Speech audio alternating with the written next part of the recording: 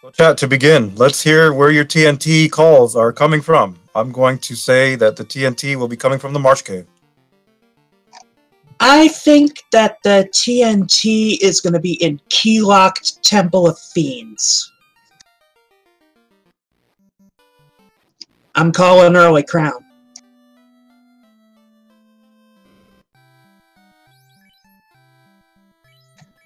So far, we see Fire 3 and Quad X on the Black Magic side. White, there's Fade, but it's not Red Mage learnable yet. It's in the Ruse slot.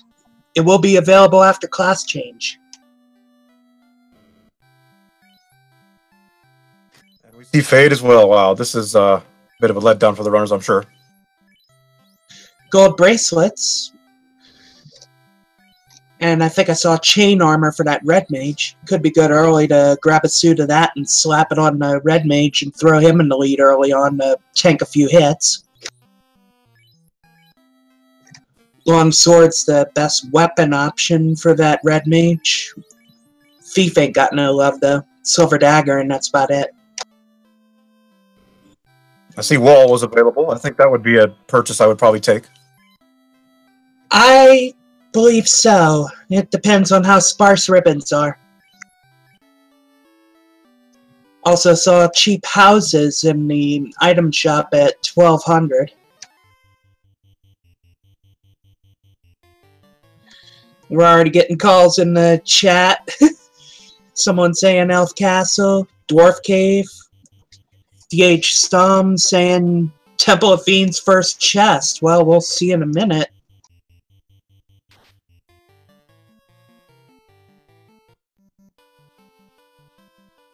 Like Ali's making a play on TOF right away here. And this is a non-mandatory step in this flag set, I believe. It's still worth looking to recon the chest, but you don't... Oh, imps have stare. That's going to hurt with their low HP to start.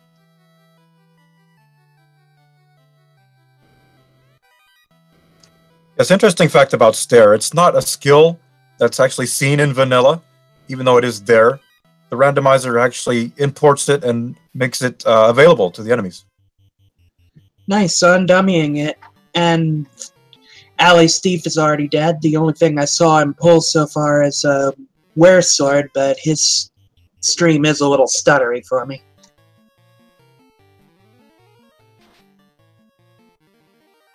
Yes, we seem to have some lag issues on Ali's stream. If this continues, we will try to move another runner up there. And now Ali's going after Garland. Looks like a pair of Fire 3s did the trick. Obviously, he found something worth keeping. And yeah, Stare is in vanilla. It's just a little deep in the eyes skill set.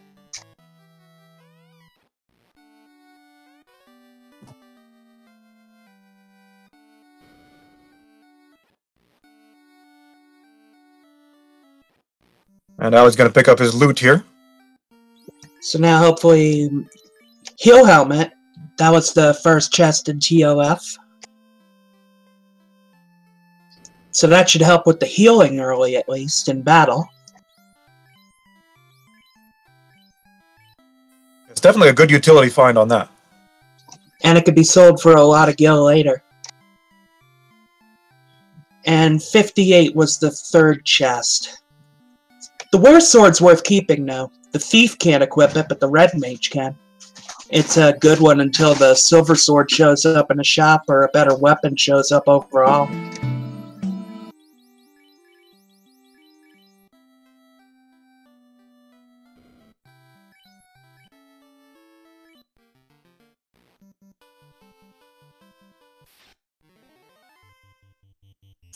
Yes, with the early bridge that's available now, I find that a lot of the more experienced runners are leaving TOF behind. It's a high percentage play. There's only 3 chests in there early, so I definitely see why they run that. Yeah, I would still run up there early to recon, because it takes about the same time whether you're running there from Caneria or using the ship once you get it from Provoca. But if the item selection is garbage, you can just reset out and wait to kill Garland until the end. Especially if you get something like Warp, there's if you've seen the Ice Cave trick, there's also a similar trick with killing Garland.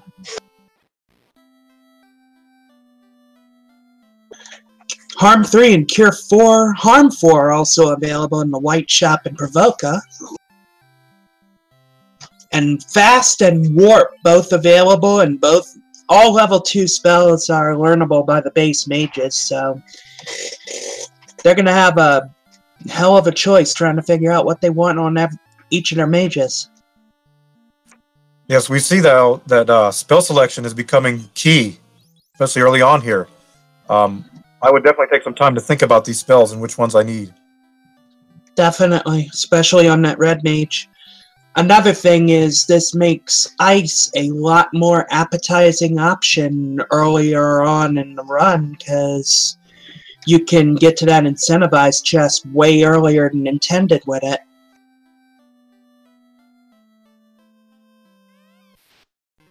As Will takes down the pirates, he's going to get his ship. Pirates don't look threatening at all, but didn't really get a chance to see much. Cabins are pretty cheap. Heal potions are a little steep, though. Yes, Tristal, I believe you are playing the role of Dan tonight.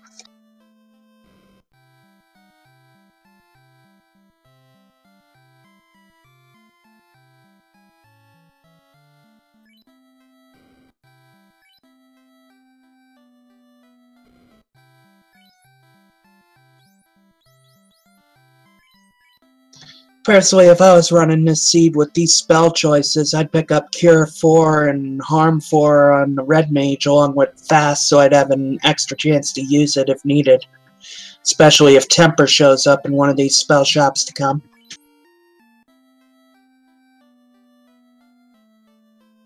Some blue ogres as Alliger appears to... Or are we still running now? I see the... Just bear with us, it's being played around with a little.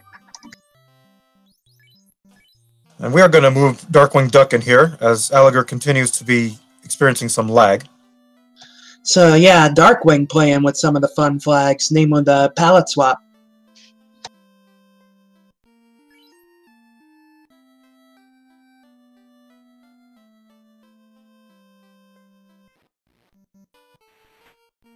But yeah, you'll get a chance to possibly see what I was talking about with the encounter table resetting. It's going to be a little trickier for Darkwing. It's still possible, it's just going to cost him a little time, depending on how far down on his SD card it is. Correct. He seems to be doing pretty well so far. It looks like his party is on his way to either Lazy Dwarves or Elfland. And good call to get the cheap, quick little save in Caneria, as that's a nice little branching point for either checking Elfland or checking Lazy Dwarfs.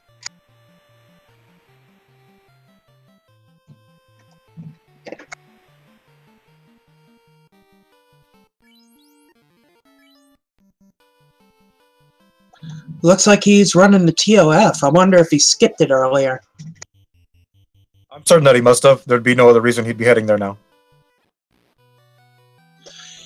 And we see Will going up to Peninsula Power to grind, which is an interesting play, but with early Harm 4 and Fire 3, it is potentially very lucrative. Yes, we're seeing our first little divergence here. We'll see if this pays off or not for Will. Yep, and it looks like Len's also at Pop, because you wouldn't be seeing Frost Rivers this early otherwise. Big question here is, as we see Will already headed away, how long are these runners going to attempt to grind there? He may just be getting spell charges back. Or buying stuff. I think the overall grind for this game will weigh heavily upon if they decide to take the black belt to a high level or not. Yeah, considering the Thief and Red Mage can both have lacking attack at higher levels, they may be pretty much forced to do some variation of the black belt strats.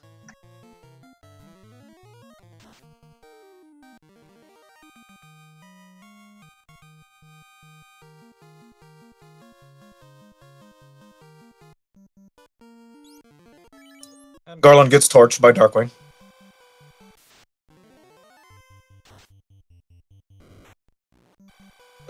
Off topic a little bit, but I love that console palette on Darkwing's stream.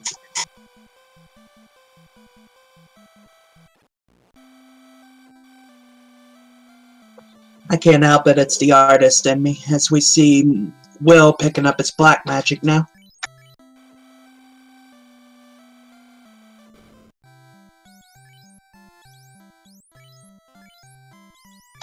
Oh yeah, it does, as I can attest to after last night.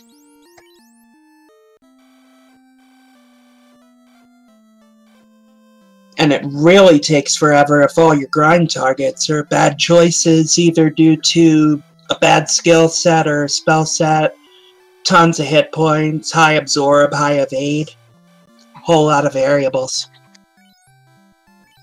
It's really quite astounding from a speedrunning perspective how much time you can lose in simply one encounter. Well, he's running some palette swapping near Meridian, but it could also be NTSC garbling.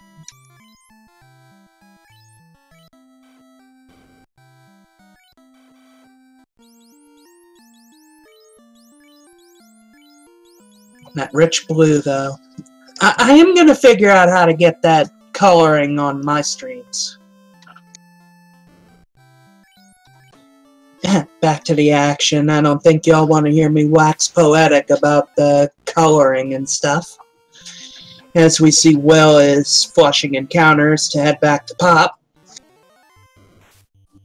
Darkwing seems to be having to think there about spells and possible routing. I don't think Darkwing was in the tournament, was he? No, he was considering joining, but you know, we had a lot of things come together at the beginning of the tournament that turned some people off, and I mean, that's fine. I expected that to happen. But we're hoping that, you know, things with the league will go much smoother, and so far they have. Yeah, so his experience running these may be a little less than some of our other runners who may have been in the tournament or come around about the same time and run a ton of these races. It takes a little bit to change your mindset between the vanilla game and this one. Yeah, I think that the gap between vanilla and randomizer is a lot vaster on this game than it would be with some other games.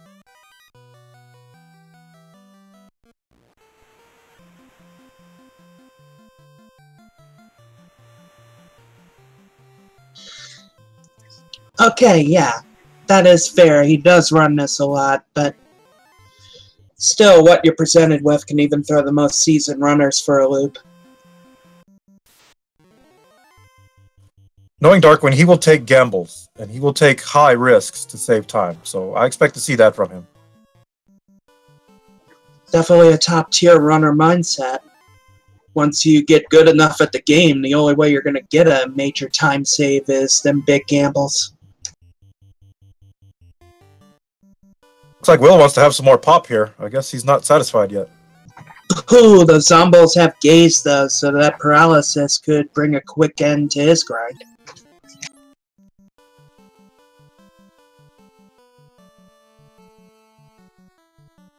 That's a good gold find there at Lazy Dwarfs.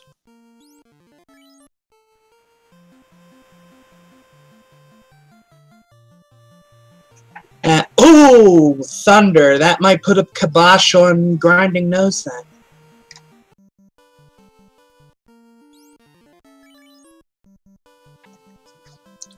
Alright, I stand corrected then, Chad. He does run it a lot. He must run it when I'm not watching. Yeah, Darkwing, he's doing the scavenger hunt runs, and FFR is usually the last game on his list, so he's been playing extensively.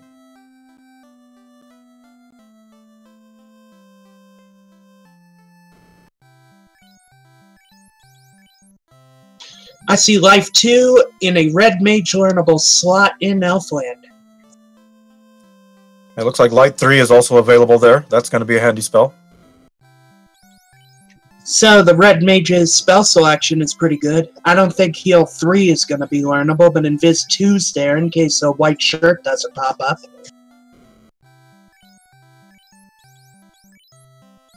And Nurse Temper at level 4.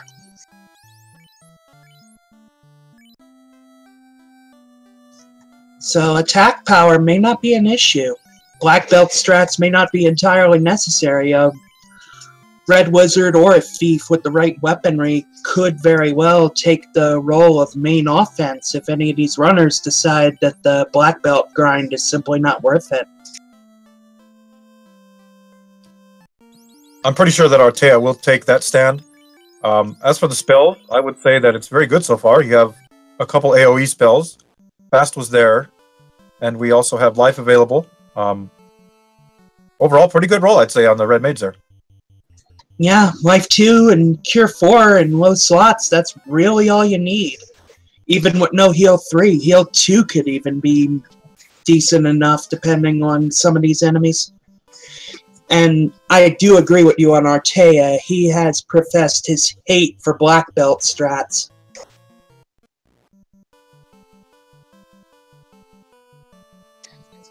I'm absolutely not sleeping on Darkwing.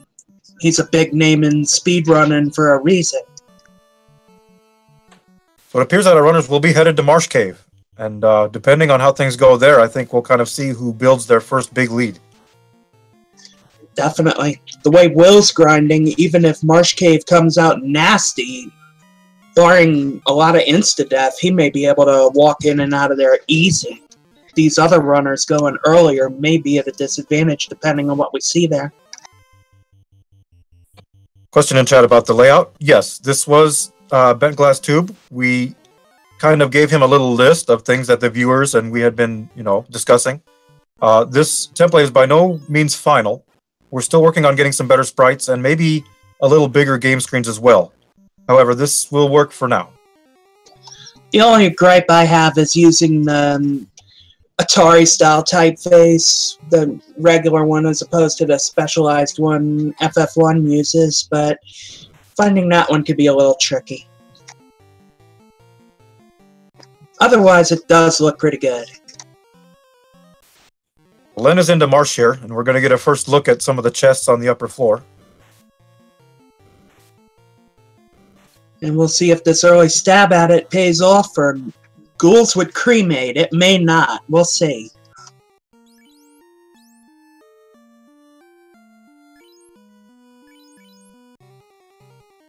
That Cremate is not very nice at all. We'll be talking later, Meridian, if you could do that. Anyway, back to the action.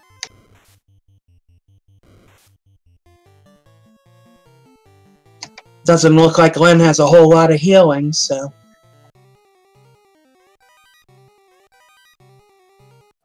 Well, there's a defense sword. That's definitely worth running out.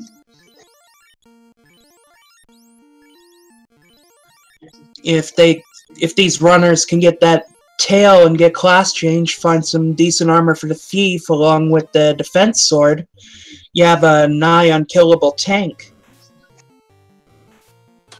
Yes, I find the defense sword is far underrated. I actually rank it above the sun sword. I like that it has that little extra critical as well. Definitely, or even at hit rate. That may be the difference between one or extra hit in a battle or not.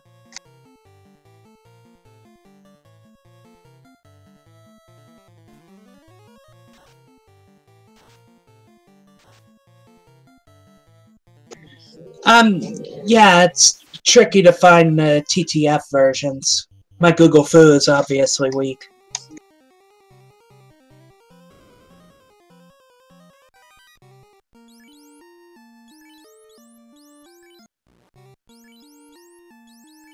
Looks like Darkwing is pretty much exclusively using soft resets here.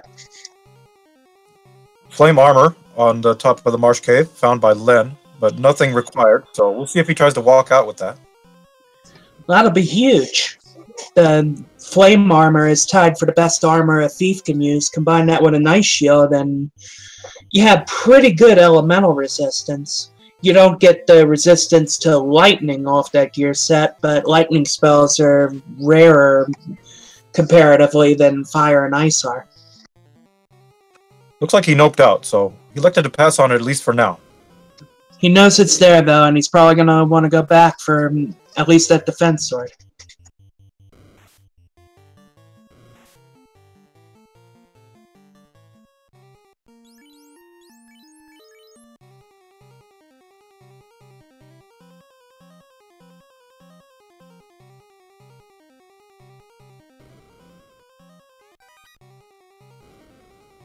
Interpreter, you are the man. Thank you.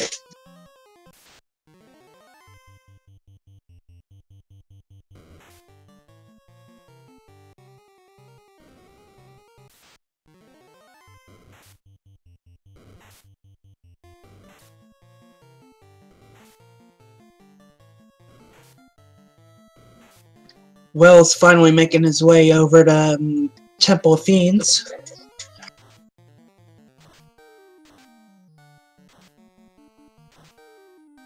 I'm getting rocked by those werewolves there. I'm not sure why he went in that room. That chest is empty. Arachnids have stone touch.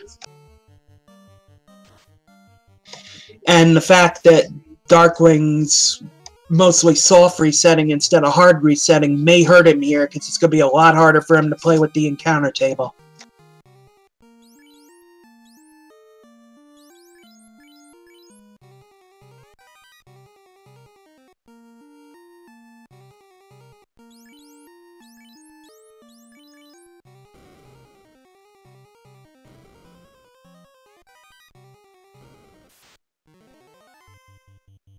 Now we'll see what if Darkwing tries to walk out with that flame armor and defense sword.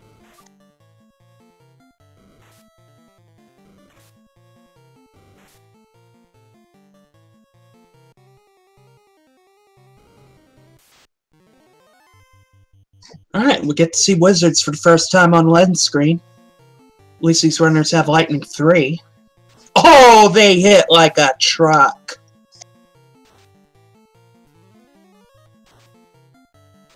That's usually how wizards are. They usually have very high physical attack. So Len could be in some trouble here. Even in vanilla, they hit pretty damn hard, and it looks like the randomizer only added to their muscle. Oh, and the red mage goes down. He's in trouble now. And all for 199 gold. I'm sure that ain't worth it at all. And unfortunately, he doesn't have a life cast with that red mage going down.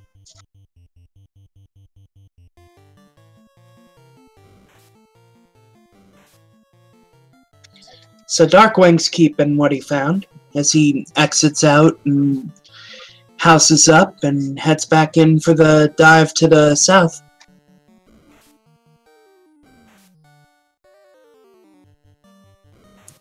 We know that the TNT is in one of 3 chests now in the lower marsh cave. The question is, are they going to be able to get out without facing those arachnids? TNT or the crown. That's right. That could also be the crown down there as well. There's the TNT for Len. Depending on a runner's tendencies, it's either going to be the first or last chest that they check. And he is out of there immediately. I can't say I blame him with those stone touch arachnids and cremate ghouls. I've seen nastier marsh caves, but that one still ranks up there.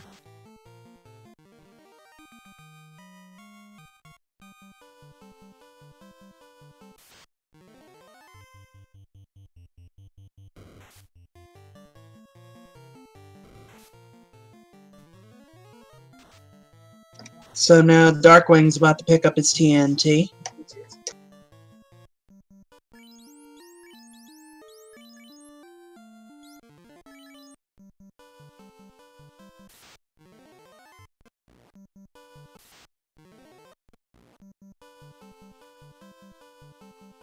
Will's finding his level 3 spell choices.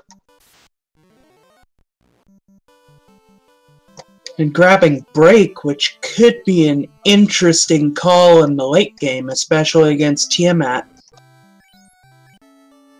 Yeah, it could really be make or break. Nice pun there. Oh, those wizards look slick on Darkwing's stream.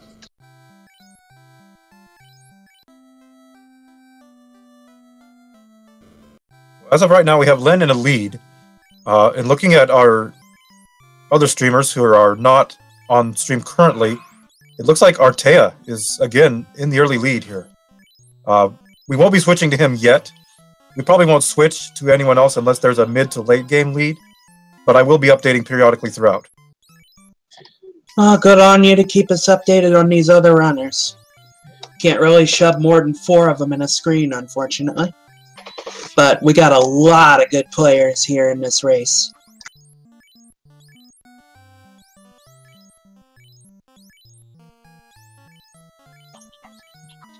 Really, you can just download the randomizer, plug the flags in, and play around with them to see what does what. It looks indecipherable, but it's really not that hard to figure out.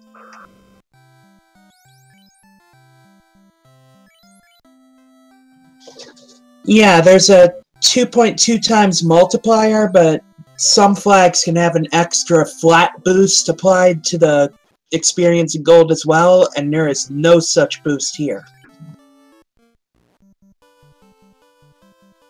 High boost is when you have something like, say, 2.5 plus 300.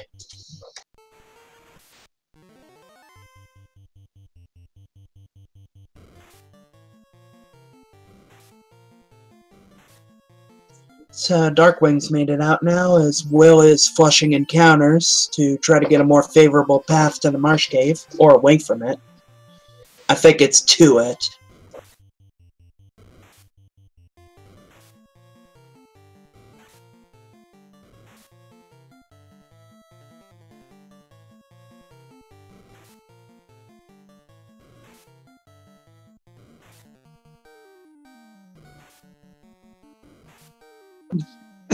And Darkwing getting that Quad X on to clear out that Ogre.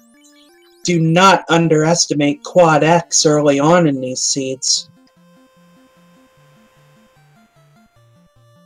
Yeah, Quad X can actually be huge, especially if you run into, like, a vulnerable single target like a Pede or something of that nature, or the Eye. It can get you a lot of experience quickly. Yeah.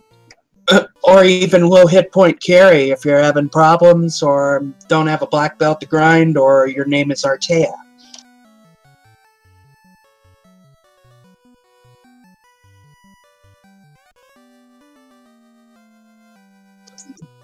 Len busted a hole in the continent and now he's going to get to see what's in the outside world. We'll be finding out which of the runners are going to go to Volcano or Ice Cave or possibly Ordeals as well. Some may even decide to play the Earth Cave. Yeah, last night Artea ran away from the field by going early Earth. And there's a lot of different reasons to go with any of the options, and none of them are necessarily wrong.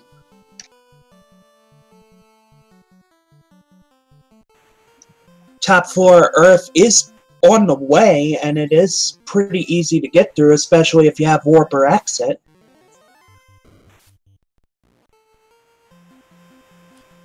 Take a quick moment here to give a big shout out to Ikbin Maya. He is busy this evening with his family, as it is New Year's. And this is his brainchild. He was the, basically the creator and the organizer of the FFR League, which is the follow-up to the FFR tournament. So, big shout out to Ikbin Maya. Thank you for making all this happen. Oh, definitely. None of this would be here if not for him. Oh, Life is not accessible, but they were able to get Life 2 earlier, so that doesn't burn them as much. Not many good options in the Black Magic shop, unfortunately. Yeah, as Entropers saying, the multiplier is essentially a divider when you think about it.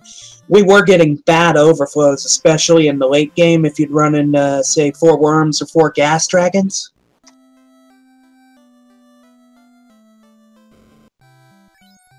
Exactly.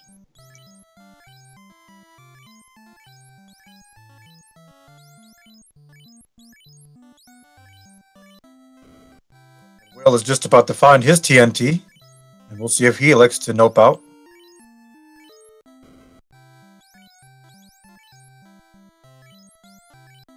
And he's about to find wizards, but he may be in a slightly better shape to tank them with all that pop grinding early.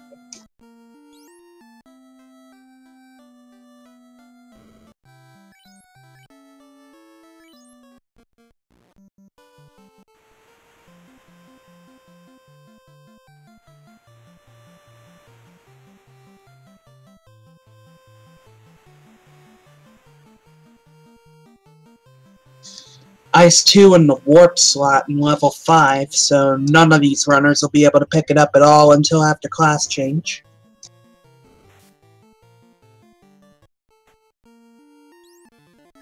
So there's some decent options for attack magic, but a lot of it is locked away behind class change.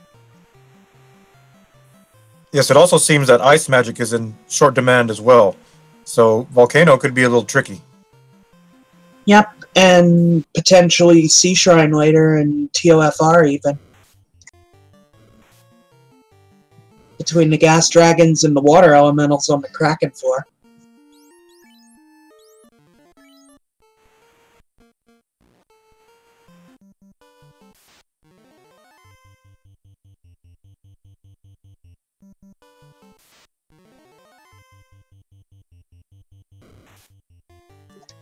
And that's right, it's the same net effect, even though the numbers look smaller, and Len is running into EXPs. Depending on how early these are in the encounter table, this could prove to be a very advantageous grind spot for some of these runners. Especially if you're able to manipulate a bit and get them early. Could be more of an issue for Darkwing because of the hard reset on console issue.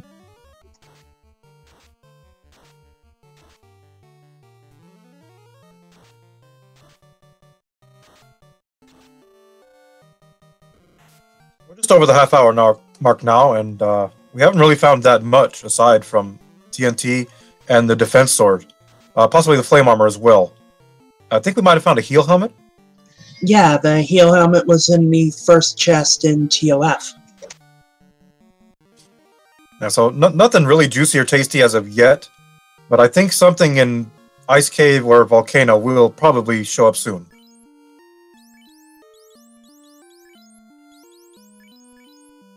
So yeah, some of the advantages and disadvantages as we see the potential for the paths to diverge. Volcano does have that huge cluster of chests real early in it. However, without ice spells, as Zar was saying, it'll be a lot harder to try to barrel through with this group. Earth has those early chests on the first floor, but below that they're just too scattered to work with. And I believe Ordeals and Ice are both incentivized in this flag, and with Warp, both of those places will be a lot quicker to get through. The big issue there is neither place is required, and if you get a comparatively junk item like the Adamant or the Ruby, then it almost will feel like a wasted trip. I think at this point I actually might make a play on Ordeals, given the spells.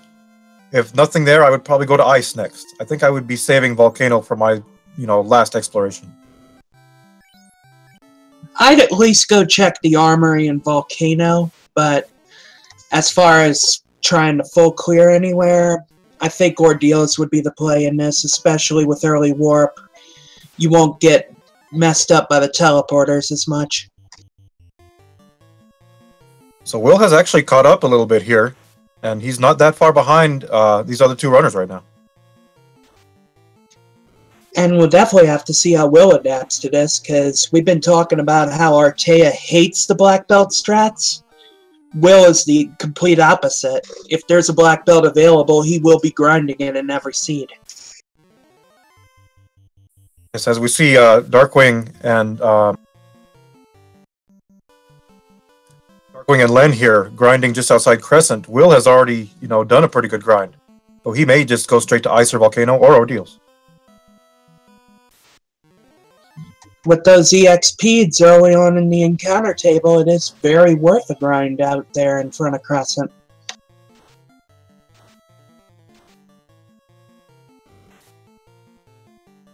Some of the better XP in an encounter, the only problem is if your levels start getting too high. I've noticed in a lot of seeds, more often than not, they'll start running. They will, yes. As we see Caribs have Stinger. That's pretty annoying. Annoying at least, but mitigated easy enough with pure potions. I'd be more scared to see something like Poison, either variety.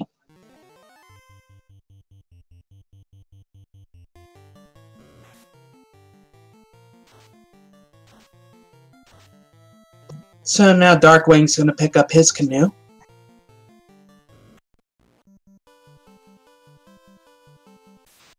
And Will making a play for early Earth.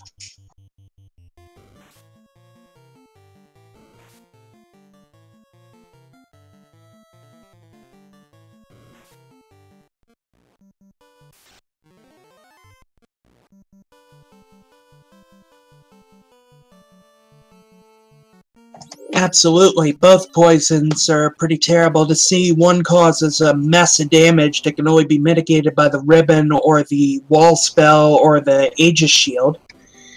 And the other one just stones the party, and since soft potions tend to be more expensive than your pures and heals, no matter the seed, some runners may not even grab them until they need them.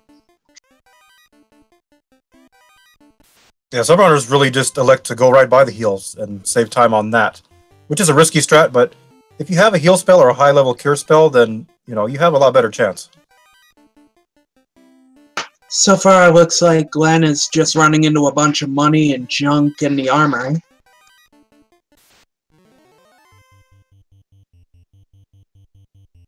We'll see if he checks the rest of the second floor or not.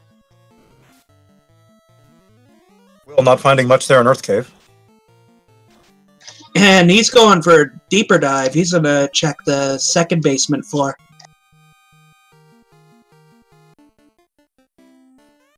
But Will committing to Earth here a little bit, and we'll see if this pays off for him. It could be risky.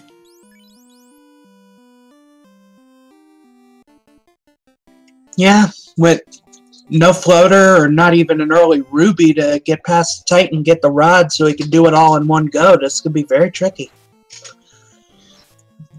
Well, Will was probably watching last night's race and saw what Artea did. Monkey see, monkey do does tend to be a little bit of a thing among us. It's a big gamble, and I mean, I gotta respect him. It's taking a big gamble. You're showing a lot of guts there. Also, he does have the warp spell, so the second floor is not that much of a time loss if it turns out to be a bust, because he doesn't have to try to walk it out.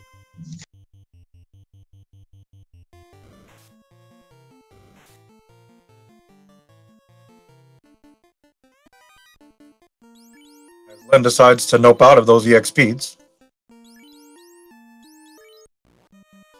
Yeah, I think someone in the chat was saying they saw Death Touch on him. That would definitely explain it, yes. You don't want to mess with Death Touch feeds. I nope out of anything with Death Touch, even if it's the eye or the agamas, even if it's paper thin, because I just don't want to deal with the annoyance. Darkwing continuing his Crescent grind here. He must be expecting trouble in whichever place he decides to go. Yeah, can't say I blame him. I typically do a little bit of a Crescent grind before I pick my next target to go in.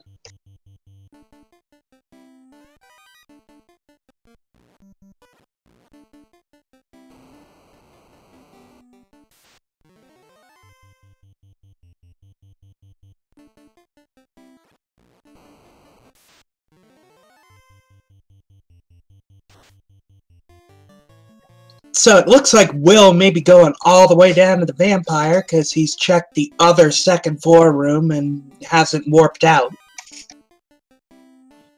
Going all in on Earth here. Brave William. If the floater or the ruby or anything good like that is down in the third floor, he is going to feel like a boss. If there's nothing, he's going to feel like a heel, and he's going to find himself about 5 to 10 minutes behind.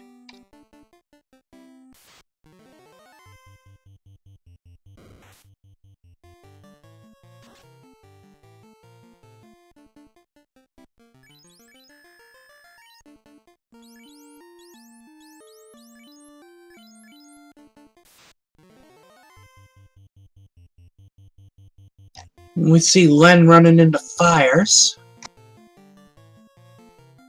That is a potential grind target, so getting a little intelligence on him now is very handy.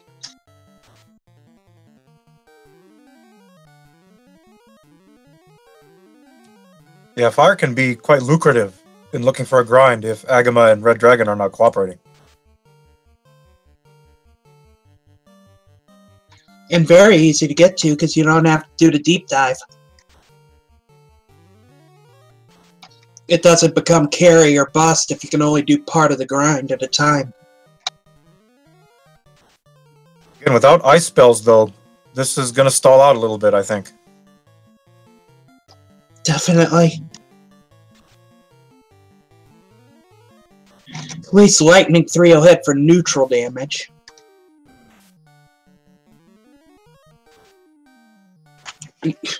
Hit that thief pretty hard, though. I think I saw 111 damage flash by.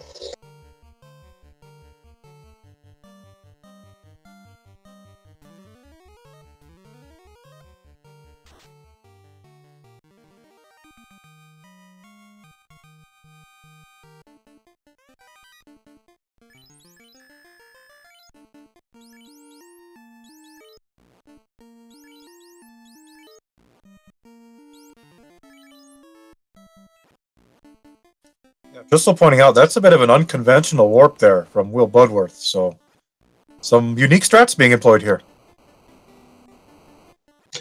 I didn't see it. I was looking at Darkwing continuing to grind on these peats despite the death touch risk.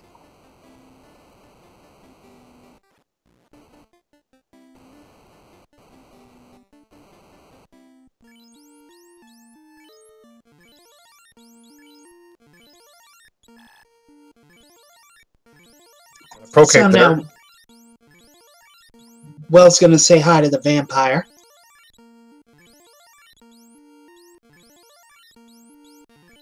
Moment of truth here for Will. If there's nothing in this chest, then this was a time loss. Yeah, not even anything that would be good later, like the ice armor or the Masmune. Yeah, junk.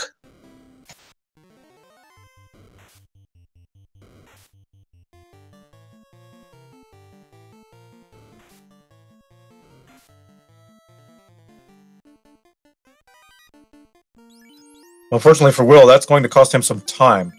I'm going to take another look at our off-stream runners here to find out where everyone's at. The only way I could see it really not hurting him is if these runners aren't in go mode by the time they naturally hit the Earth Cave. Like if the slab or the crown is still waiting in the bottom floors. He's already cleared the top 3 floors, he doesn't have to check those. But that is a very narrow edge case.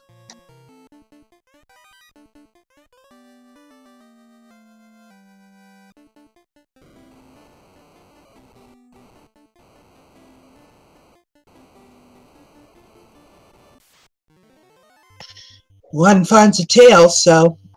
Yeah, there's a tail find for Len. That's going to be, that could be huge. It could be very huge for him. Virtually everyone checks those chests, though, so these other runners will find it sooner or later, barring a super unconventional routing.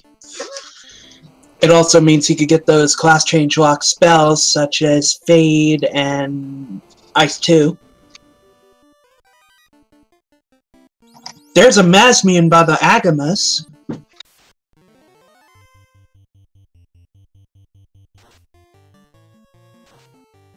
So a couple of really nice chests there in Volcano. And with that Masmian, he's just one-shotting those Agamas. That may be a good grind. Later, Bismarck.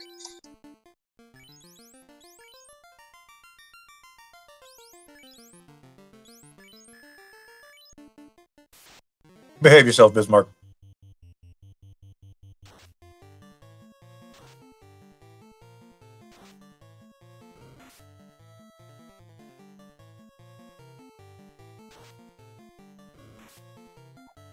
Yeah, although having another little speedrunner running around his house wouldn't be the most terrible thing, would it?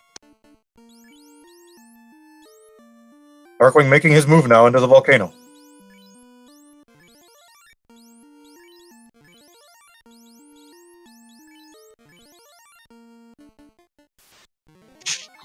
So Len has put that black belt in back. He's waiting to get those mages killed, and then he's going to grind away. He can't quite one-shot the Agamas all the time yet, but that'll come quick enough.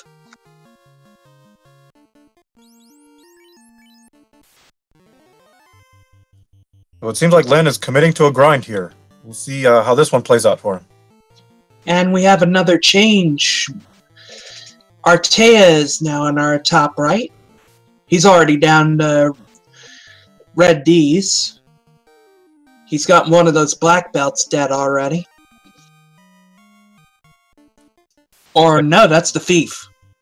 He's playing with those altered sprites, the Final Fantasy III ones.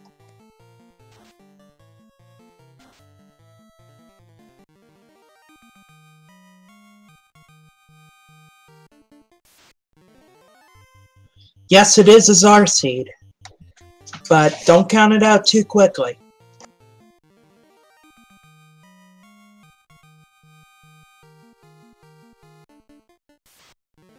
Yeah, if his thief was alive, you'd see it's also a palette swap version of that from FF3, and oh my god, Carrie, it's like a runaway freight train.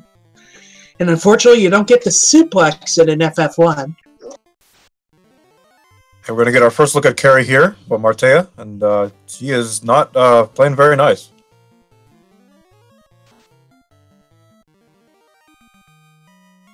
And that black belt isn't given much damage. Going defense strat here, that might be the best play. Yeah, I have to wonder, but then what? His red mage isn't hitting much better.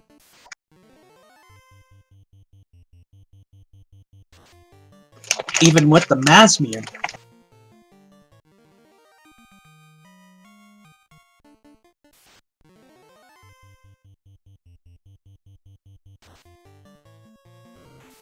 Well, got an Orblet.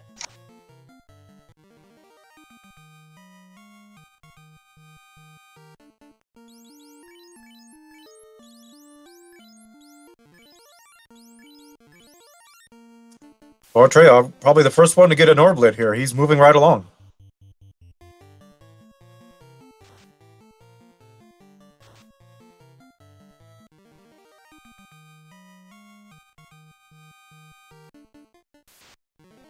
He only revived the black belt. Looks like he's headed back upstairs, potentially to Agamas.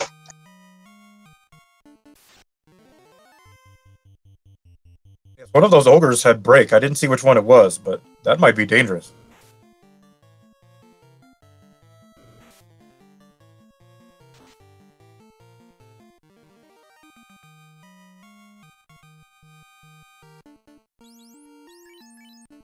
It looks like he's out okay.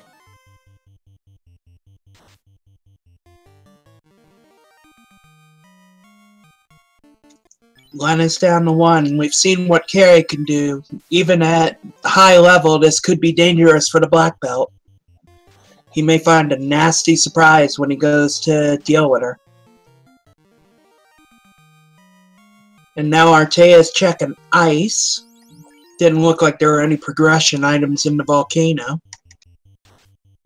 Good play with the airship. It's right there, so why not? Okay, then he must find the floater then. If there is the airship.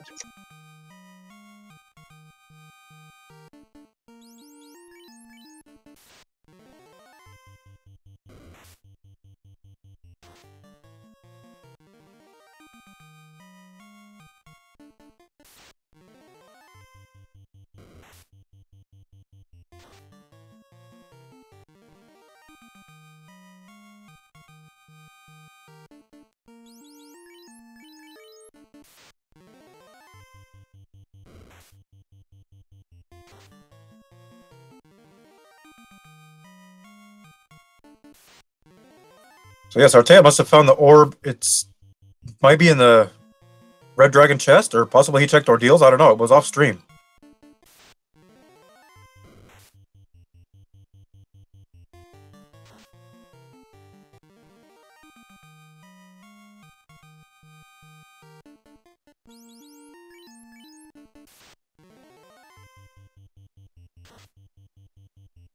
At any rate, with Floater now and having an orb lit, he appears to be our front runner.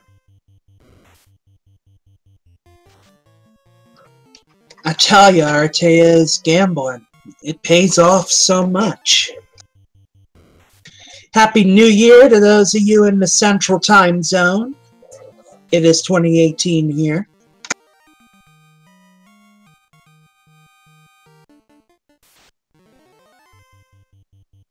And hopefully this new year turns out better for you than the last, whether it was good or bad. Okay, so we're about to see that little warp skip applied on Artea's stream now. And there's the crown in the incentivized chest in ice. We have crown and incentive ice, and this is going to benefit Artea further. Now that he's already been here, he knows that the slab can only be in so many places now.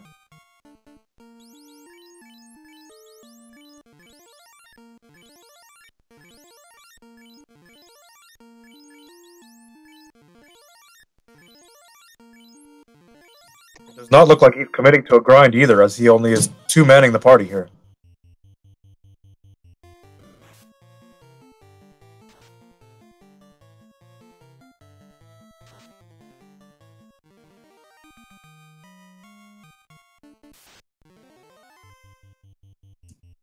Maybe I spoke too soon. He's at the eye here. Let's see what he does. He hates doing the solo black belt strats, but I don't think he's opposed to two-manning the group up.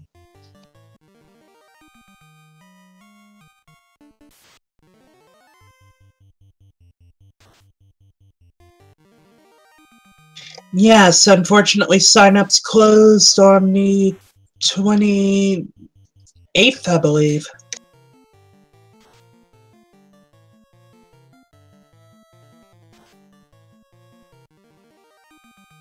But you can still run the races with us. They just won't count towards the league. The races are still open.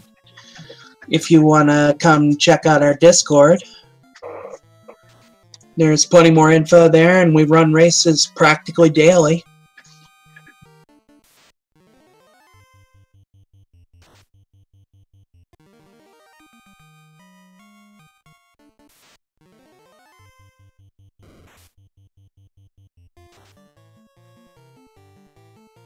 I've not yet seen the floater from any chest in the volcano. It could very well be in the Red Dragon chest. It is possible. He was picking up Red D right as we switched to him.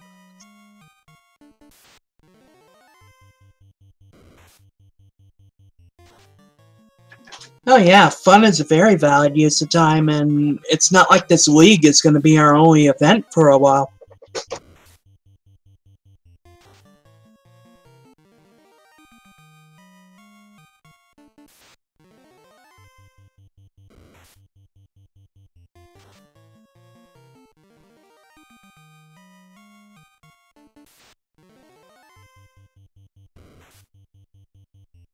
Now Darkwing has his Masmune. Looks like he slapped it on the thief.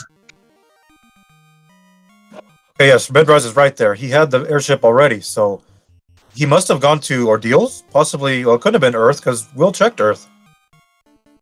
It would have to have been Ordeals, because he hasn't... He's just checking ice, and he's checked all the chests so far, so it couldn't have been in one we haven't seen. That had to have been it. And with that warp spell and favorable enemy layout, he could have got through Ordeals in less than 5 minutes. That appears to be the case, so we have all but isolated the floater in Ordeals. And it will be interesting to see how many others play Ice Cave, which is still going to be required.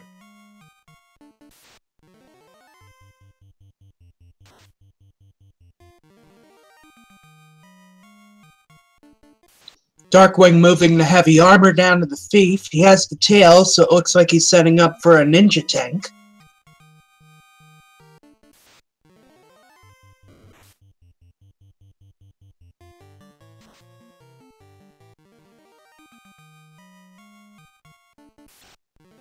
Len at level 27 now. His grind is moving right along pretty good here. Let's hope it pays off. That carry still worries me, considering how bad it one-shot Artea's mage. And admittedly, yeah, there is a big HP and absorb difference between a fully leveled black belt and poorly equipped black mage, but it still gives me pause, especially if she gets crit happy. If he stays out of his armor menu, he should be okay.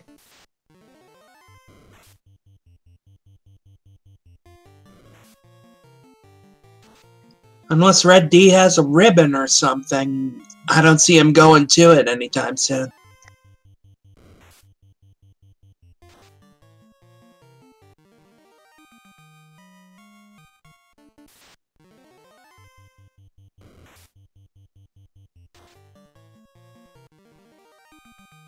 Looks like Artea elected to skip that grind there. And he's looking like he's on his way out. He could also figure he has enough of a grind at this point, at least to get him through the next couple dungeons.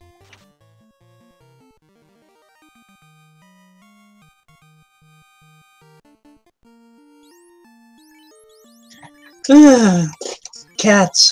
Can't live with them, can't string them up.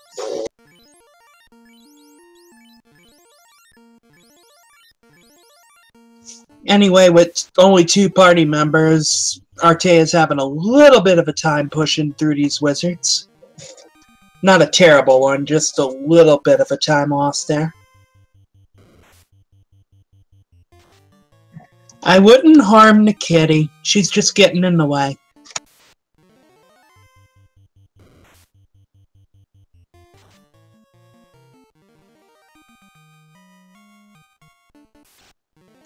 $32 is usually enough for these seeds, but as favorable as the Agamas are, depending on his resources, I could see him kicking it all the way up to 42 to be sure. I'm interested to see how far Darkwing is going to take his grind here. And it looks like he's grinding the whole party, so maybe low 20s?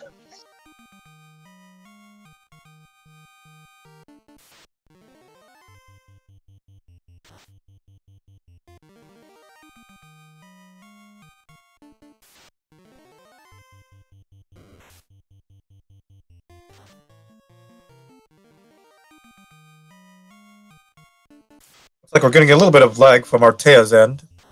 Seeing as he is in the lead, however, we will be sticking with him.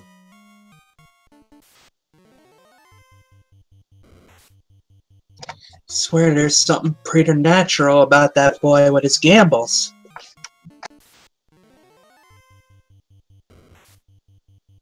I think Ordeals was actually a pretty good play in this seed. I think I probably would have gone there first, given Warp was there, and given the spell selection. So, I mean, not too much of a oddity that he gambled that, but we all know that he moves extremely quickly. I probably would have too. Most runners, though, they look at Ordeals like they look at Marsh. I don't go there unless I have to.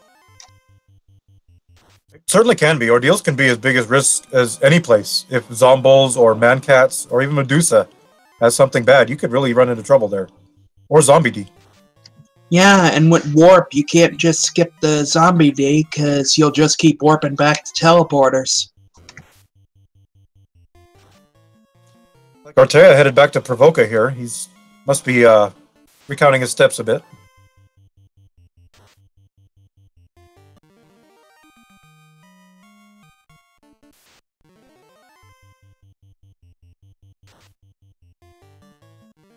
Looks like Artea is making his way to the Desert Caravan to check the stuff there.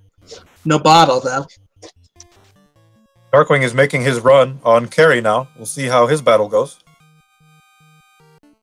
That is a hideous palette on her. Let's hope it goes okay.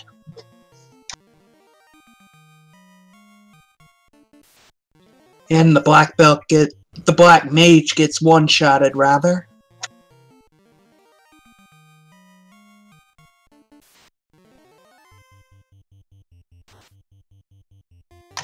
Oh, and there goes the thief he's been building up. I'll be starting to sweat a little bit now with 2 characters down. And I see the bottle, but I don't see where Artea is yet. Okay, you found it in on-rack. That's probably the trolliest place to find it, because you gotta walk all the way back to the ship, and then fly to Gaia just to get your Oxyale, so you can go into the dungeon at the other end of on-rack.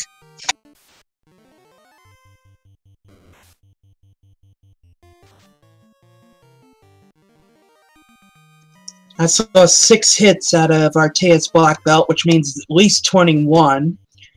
With Fast and Temper, that is a decent level to build it up to, actually, for some unarmed shenanigans. It's a little tight. Darkwing in big trouble now.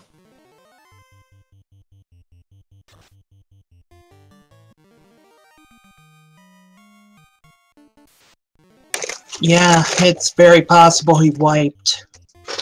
He may be looking to go somewhere else to grind up a little to deal with that carry. Yep, he did, and he's noping out, so... Artea relatively lucky with that carry battle there. Yeah. Granted, he did have Defense Sword, and that was actually pretty huge. Mm-hmm. Yeah, judging by Darkwing's character names, he's not a fan of the Black Belt grind either, so he's gonna have to find a way to grind up that whole group if he doesn't want to rely on that strat.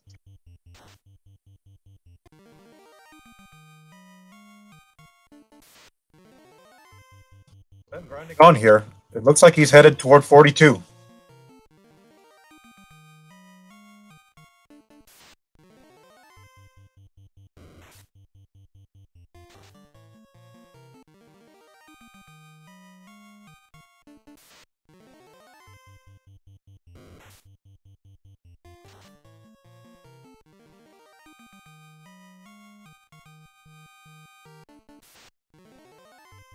So now it looks like DW is going to go to ice. He's going to be happy with the crown, but no float or anything yet. Artea's all the way in Waterfall now. Going to go get the cube and check those 6 chests.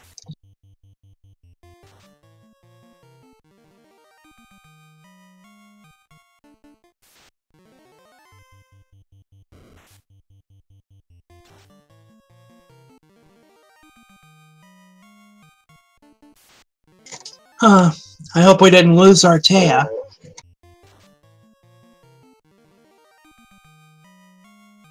Something happened to him because my notification just went off on Twitch.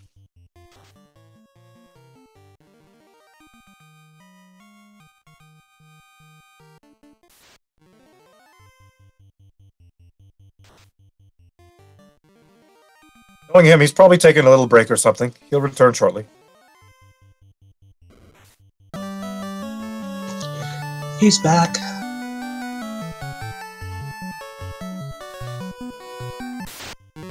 Darkwing is greeted by wizards in the dark cave. It is a dark cave, but it's called the Ice Cave.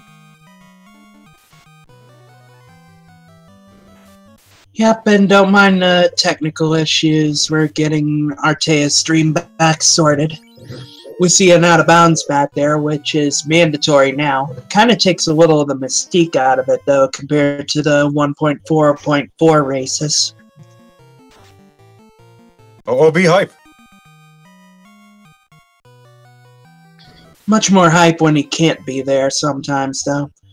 Ooh, this is a very good group for a little bit of XP for Artea, with nothing but mummies and whiz mummies, and the high number of whiz mummies. Yeah, that's actually the highest experience encounter I think you can get in that tile. Yeah, it looks like Artea is having a lot of trouble with his feed.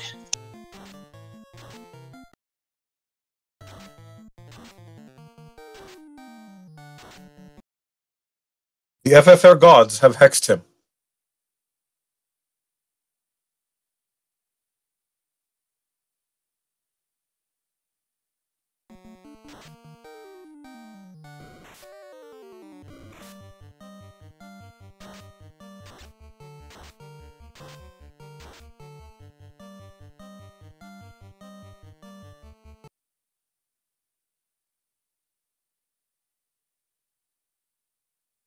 Len really committing to this grind now at level 38.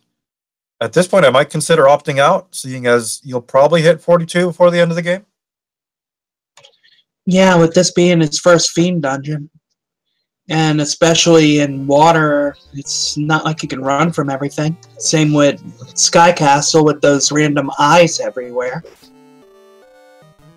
I know that he has lost grinds to a wipe at carry before too, so in this instance, he doesn't know that carry's really strong yet, but he's going to find out really soon, and it might be a good idea to take the black belt to 42.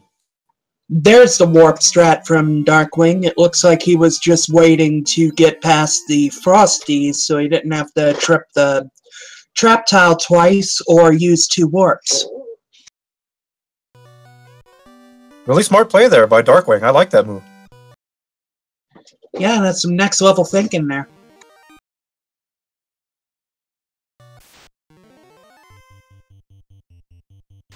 Artea picking up the cube. Yep, with all his connections hiccup, so there's a pro ring. It's gonna be really hard to tell what's in this waterfall based on him now.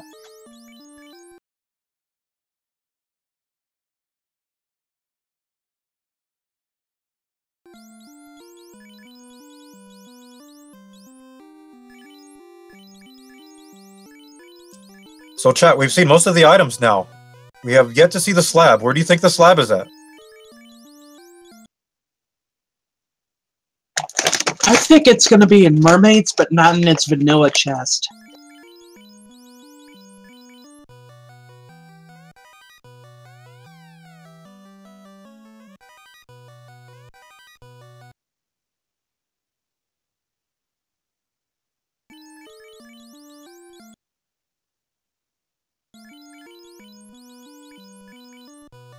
And we find the Vorpal in the waterfall.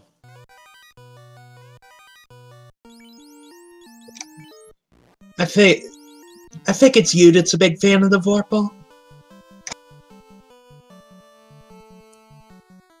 Yes, that would be me. I enjoy the Vorpal, and though your statisticians and your mathematicians will say that the Massmune is better, I have had better luck with the Vorpal, in my experience.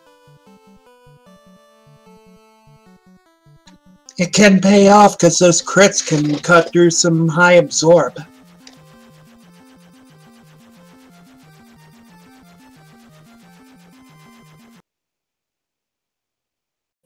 We'll see if Artea elects to come right back to Sea Shrine here after getting his Oxy Ale, or he might make a play straight into Mirage and Sky. Did he find the slab? Oh no, excuse me, he had not found the slab yet, so only Mirage would be viable. Excuse me, not Mirage. I'm getting ahead of Sea myself. Shrine. Well, first it looks like he's doing his crown quest and might check those chests. That's a good play. I think the crown would be a pretty good check right now, seeing as you have the airship. And this also means Circle C will be open when he goes to check C if he's still looking for the slab at that point.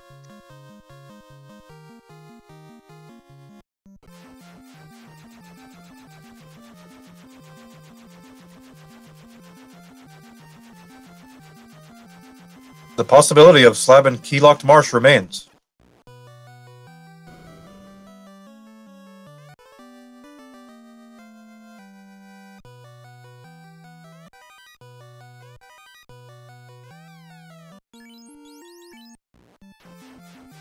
Darkwing finds an ice sword.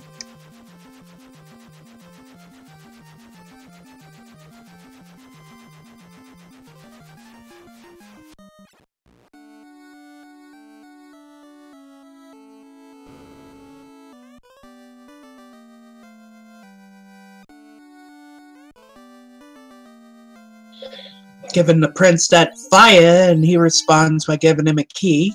So now it's time for a whole lot more checking. Yes, the dankest of the herb is the key, as Darkwing is exiting Ice Cave now. I think Len is... Did he kill Carrie? With that damage output, if he did, it must have been like blink and you miss it.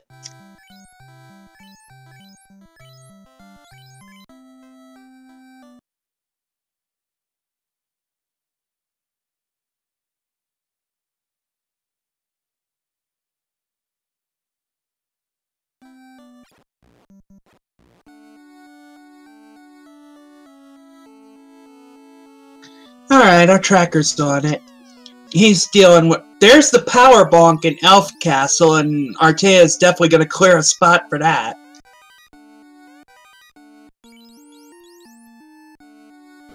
Power bonk is a huge find, and it looks like Darkwing will be playing Ordeals now, as it is the highest percentage play.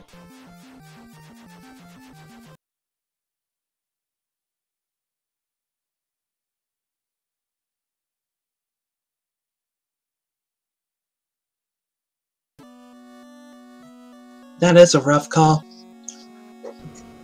Yeah, definitely blink and you miss it then, with that black belt dealing out potentially 1,000 damage or so, all but the beefiest carry ones would be crumpling under it. Looks like Lynn is going to take a dive into Ice Cave now.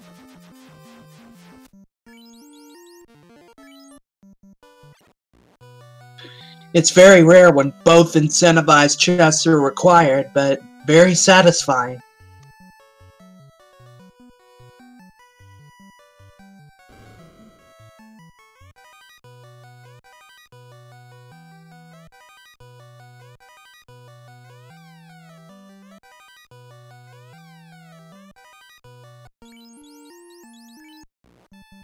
I'd agree with you, Drum. Artea's got that black belt just high enough to where it'll put out some pretty good damage, especially with a fast or a temper or power bonk use or two.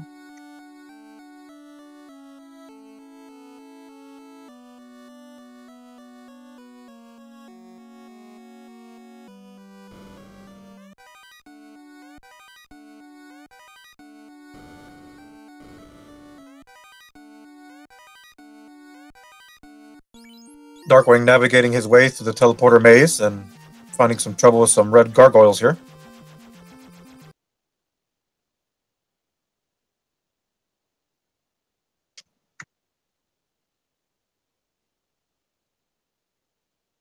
And now Len is gonna warp and get his crown.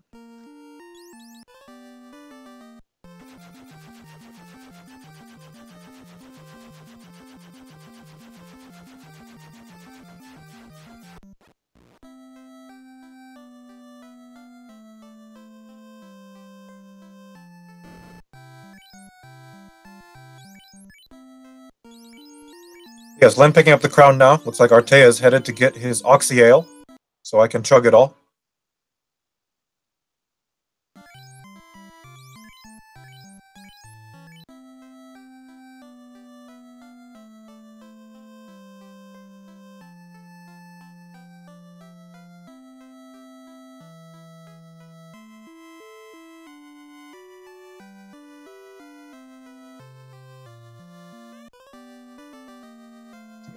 And now Artea is all set to go skinny dipping with the mermaids. Yeah, Ortega still appears to be getting a little bit of lag here and there, but we are sticking with him as he does appear to be in the lead currently.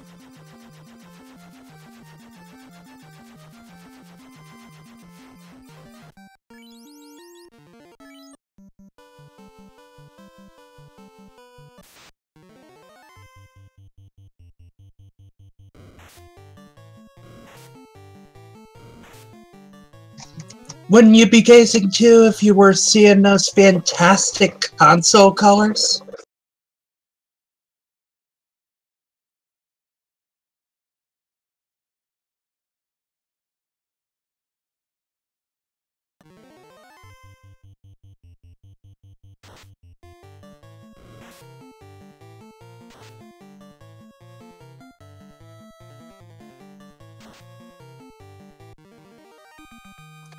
Ortega getting the unrunnable Cerberus and Wizard Ogre encounter. Not a fun one at all.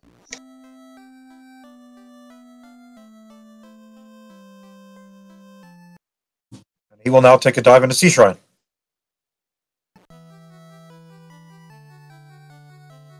And he's headed mermaid side first. Get that skinny dip on.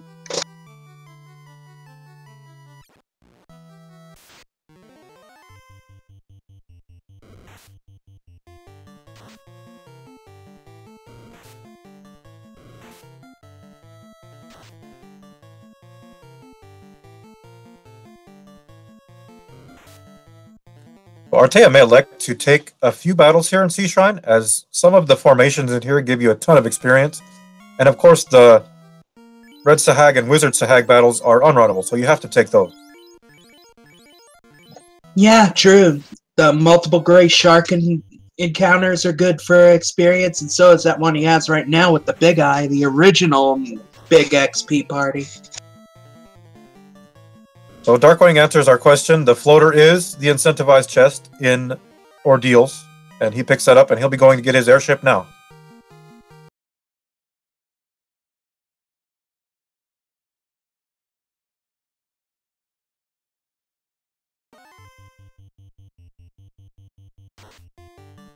I imagine Len will be on his way to Ordeals now, as he is exiting Ice Cave.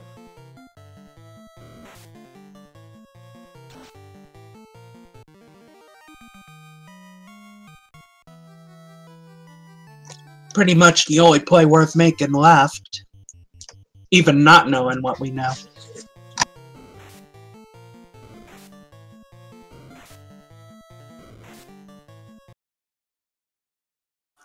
to recap here, we have Incentive Crown in Ice Cave, we have Incentive Floater in Ordeals, and we found the tail in Volcano. We also found Masmuin in Volcano. And we've also found notables being the Heel Helmet and the Flame Armor, which was in the upper portion of Marsh.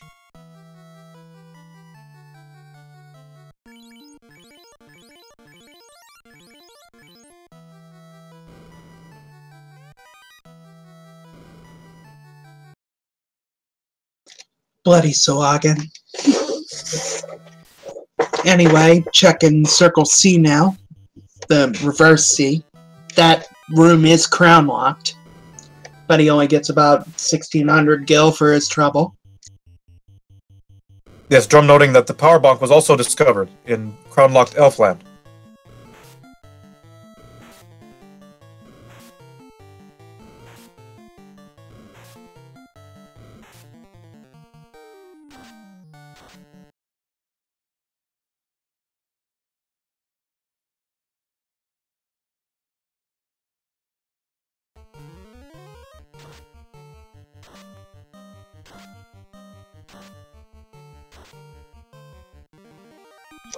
I would imagine it's for uniformity with the Wizags and the red ones, since there isn't enough space to put Sawagan in those names.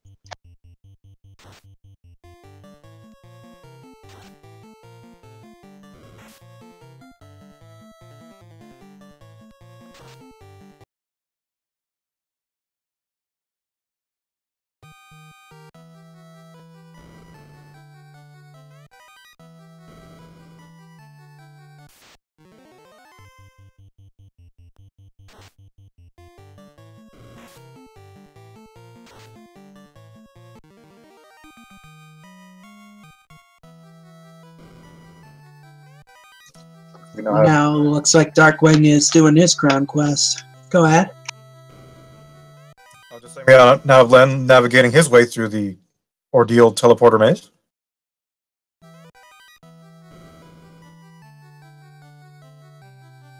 At this point, I think that most of our runners are probably aware of where the key items are, and they're either already getting them or on their way to getting most of them. That's what it appears here from the multi-twitch.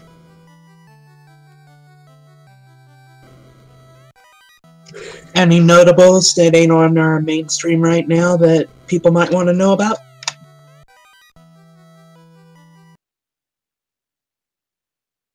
Let me see here. I still need a little bit more time to scan and find out.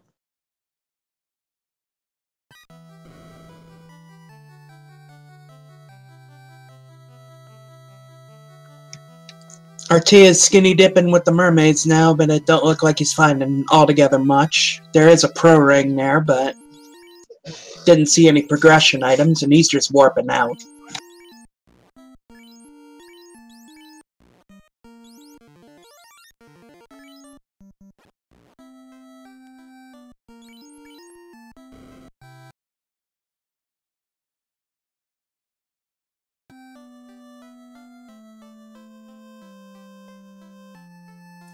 Off stream, it looks like we have Shofukomachi with one orb lit, and he's on his way to the cube. He's already class changed, and he has a high level black belt. So he's looking pretty good right now.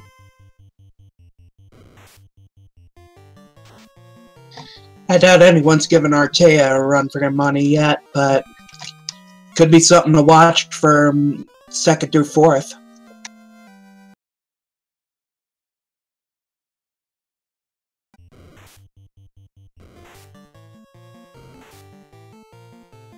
All going to come down to that TUFR.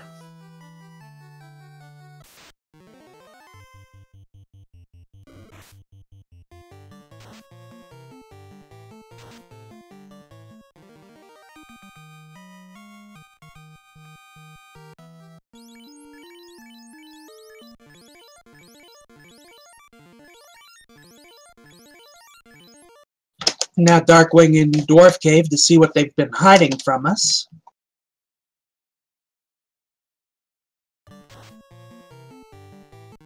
Don't believe there was much in the keylock dwarf chest.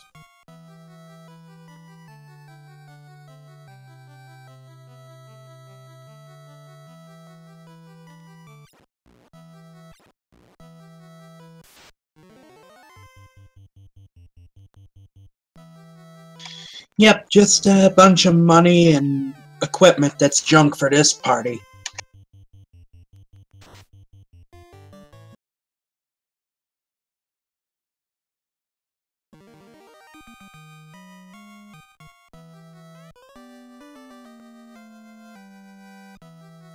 Len has his floater now, and he'll be going to get the airship. Artea is in go mode. He found his slab. We have Slab, Get, and Sea Shrine. And yes, Artea is entering go mode now. We'll see how he decides to take encounters in Sky. I might take a few, try to get a few levels. Probably so, since he only did the main grind up to 21, and it looks like he's only running 2 party members.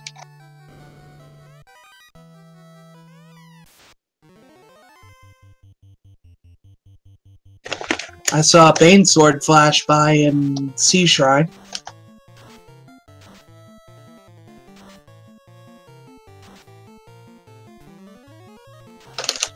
It was in those 2 chests in that long room on the way down. So definitely not out of the way by any means. It's on the path to Kraken. We'll see if he loses any time by checking Upper Shrine first on some of the other runners.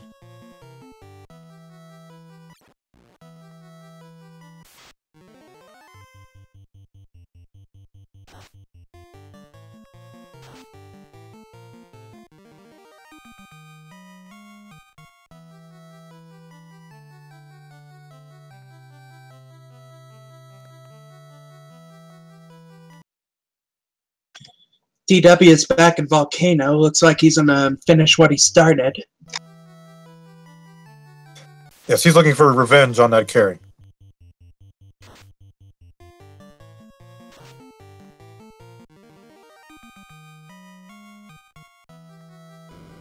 The cat is going to go pick up the rod. Yep, gonna go smash him a plate later. Right now, it looks like he is doing his crown quest. Zartea runs into a big bag of experience.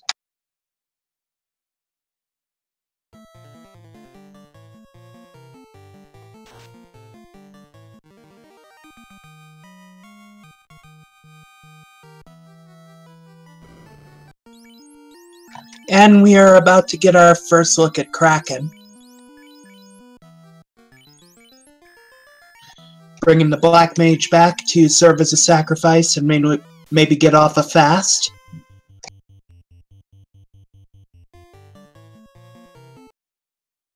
Or he would if he had spell charges yet. What will the squirrely squid have this time? Kraken 1 can be mean if he rolls a high attack.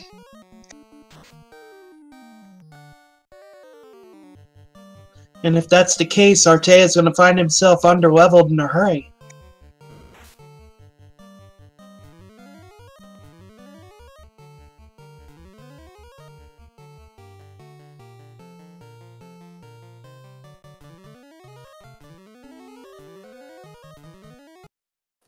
Using the wall strat. I think that's pretty smart. Yep, and stacking ruses and invis twos. Kraken hits decently hard, but the red mage was able to tank a hit.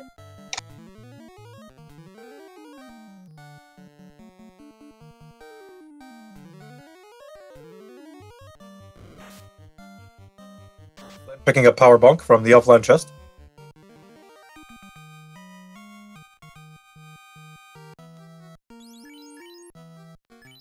And Kraken is down. We have a water orb lit for Zartea, which is his second orb now. And he's already checked the waterfall, so he is probably off to Mirage after a quick stop in Melmond and Lufenia, or Lufane, whichever you prefer to call it. So judging from what I've seen here, we have Zartea in the lead. We have Shofukumachi shortly behind him in second. With Len appears in third, and then fourth is kind of variable with Darkwing and a few other runners. Again, this could change quickly, but this is the current standpoint. Yeah, I imagine Darkwing isn't the only one who ran into that carry and regretted it. So we have two of the top four runners here on stream. Excuse me, three of the top four runners. And the fourth, of course, is off stream currently being Sho. If Sho makes a big move, then we'll be sure to get him on here.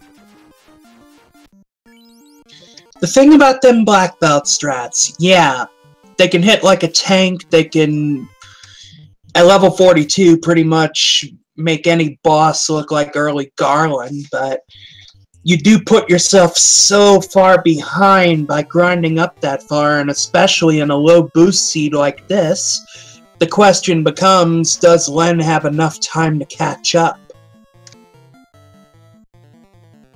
If there is a high evade gatekeeper in TOFR, then I think Len would probably be the best suited right now. With Sho being a close second, Sho had a pretty strong black belt from what I see as well.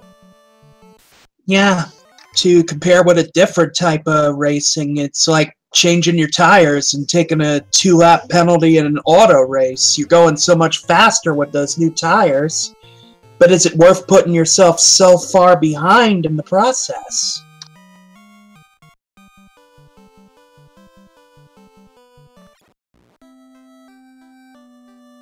We'll see if Darkwing is able to get his revenge on Carrie here.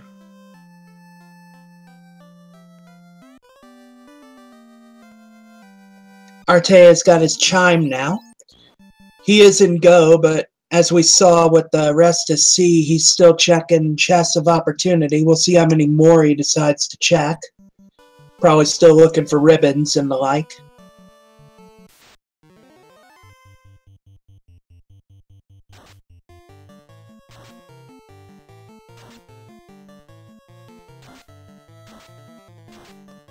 Well, there was one ribbon we've seen so far in Volcano right next to the tail. I don't know if he got it or not. I'd imagine he would have.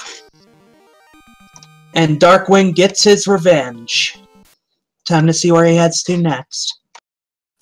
So that'll be Darkwing's first orb lit, the fire orb, and he'll be moving on.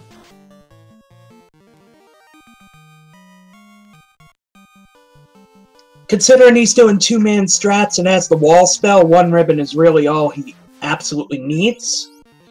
But getting that second ribbon would save him one turn casting wall. And looks like Artea's about to make himself some steak.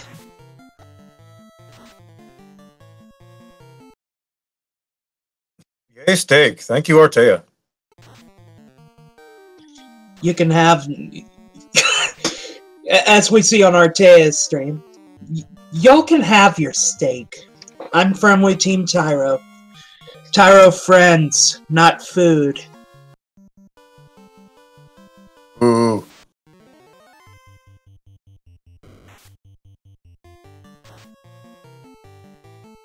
And I think he's killing this one just to spite me.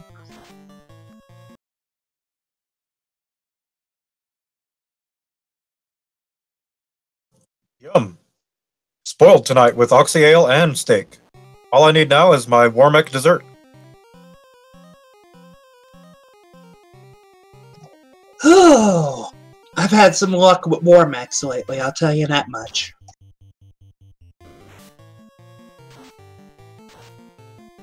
I think I was the only runner in that 6-person race last night to find and kill one. Or at least I was the only one on stream at the time.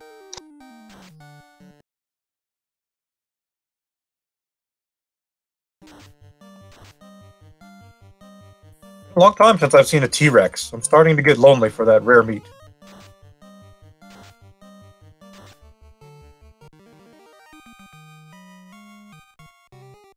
You'd probably have an easier time getting yourself a Kobe Tyro.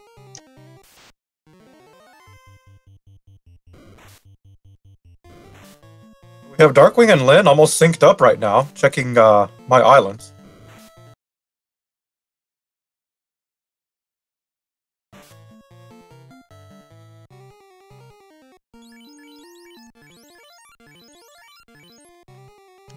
Yeah, I noticed that, Drum. Too many Fairweather fans out there. My team made it, though. Who dat? Them Saints are gonna go pretty far. My fiance's pulling for the Eagles. Drum is looking to get himself banned for irrelevant topics. Tell me about it. Len finds pro rings at 8,200, which actually isn't terrible for a price. I think it's about average.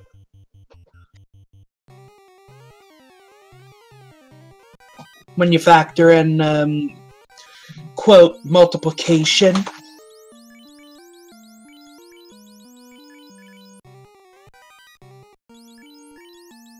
Artea finds his second ribbon. So he will most likely be going all out now. He has 2 ribbons and 2 strong characters. I think he's decided this is what he wants for TFR.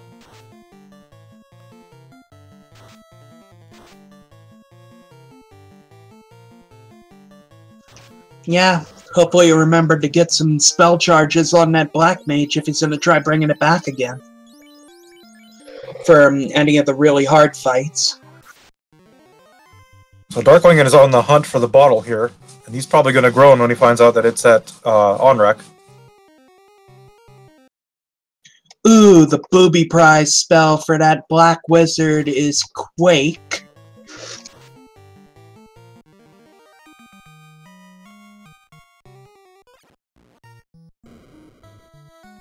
And I don't think we've seen anyone stop by the white magic shop in Onrak to see what the other booby prize is for the red mages.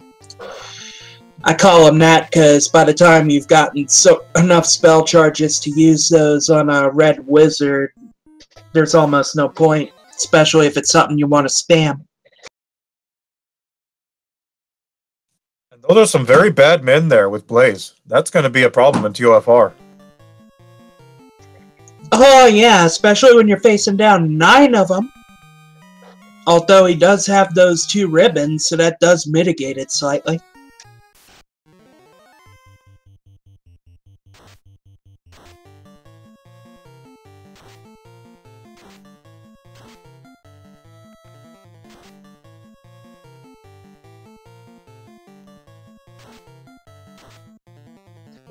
Yeah, I'd say Artea is in absolute go mode at the moment. He's got that opal bracelet, he's got that Mazmune, he's got his ribbons. Literally needs nothing else. The exit is at level 8 in the Gaia shop. Yuck. The good news is the need for exit is largely past.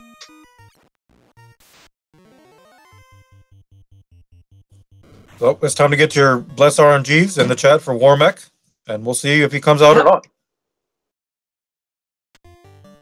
Assuming Artea's stream cooperates, this is the worst time to be doing this.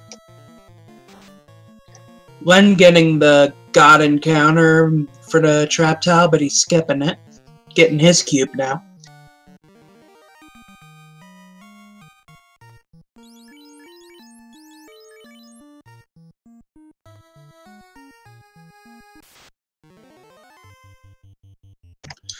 Darkwing getting his rod as he has his airship now.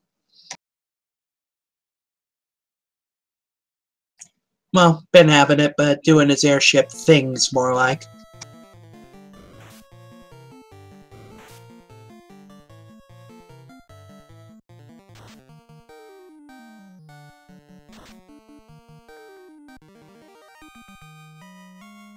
Artea saying yes to this serving of nachos. They give some pretty decent XP, especially when you only got 2 people alive. And they usually always show up in packs of one or two, so with a decently level black belt and a Mazmune, it's easy to clear them out.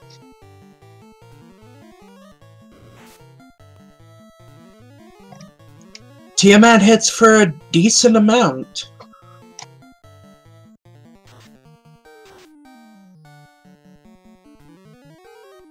And there's a Blaze, which just tickles through those ribbons.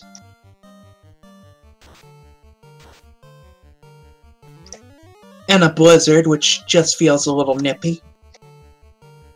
Len picking up the bottle now, and I'm sure he'll be headed to the spring right away to turn that into Oxyel.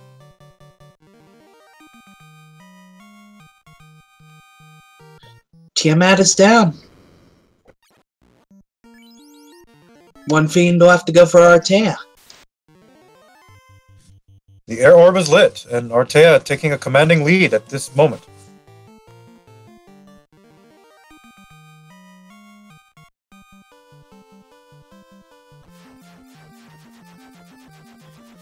Looks like Darkwing is making an Earth play, which he's going to be pretty disappointed with, even having the rod. Because we already know the slab is to be found in Sea Shrine, so unless there's a 3rd ribbon down there, there's really nothing worth writing home about.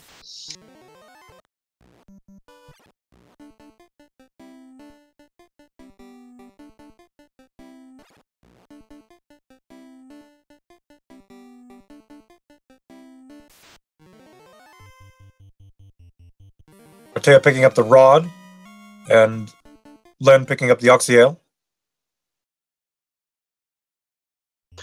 Artea is going to make extremely short work of the Earth Cave with a couple of low to mid-20s characters. Slab was in the courtesy chests on the way to Kraken, so mermaids would be just a time waste at this point. There was pretty much nothing there.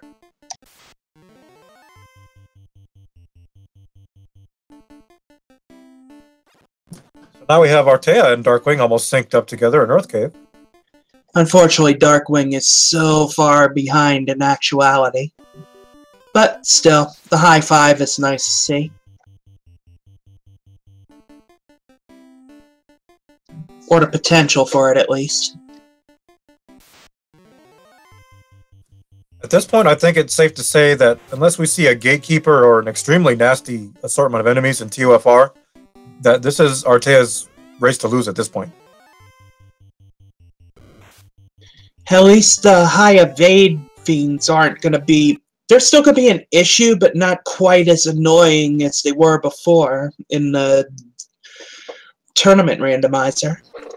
A couple updates ago, they did change it to cap the evade at 240, so there's a reasonable chance that with enough power bonking, you can hit a max evade foe.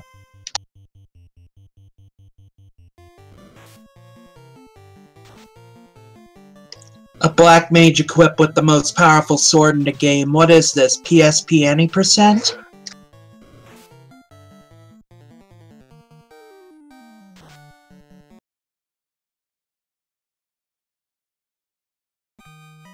I do like the Final Fantasy III sprites in here. I'm just waiting to see him run a seed with a white mage and have to class change it. See if the white mage got those cat ears. Then finding the troll ruby, which is irrelevant at this point.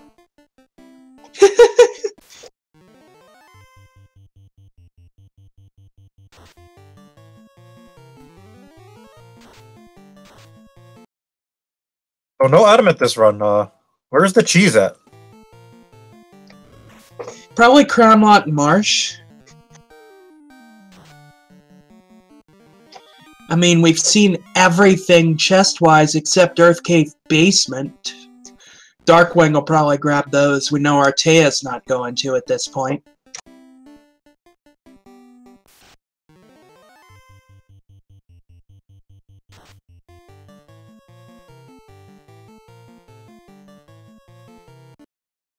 Oh, the Devout is so cute.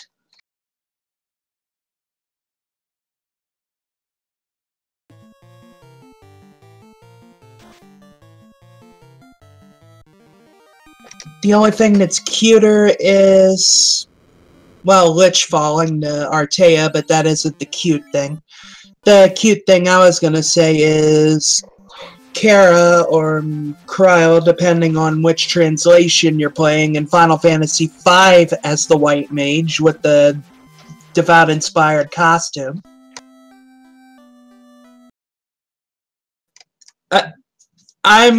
Any of you that follow 4-Job Fiesta, you're going to think this is a little heresy here, but I'm going to say that is possibly even cuter than Cute Zerker.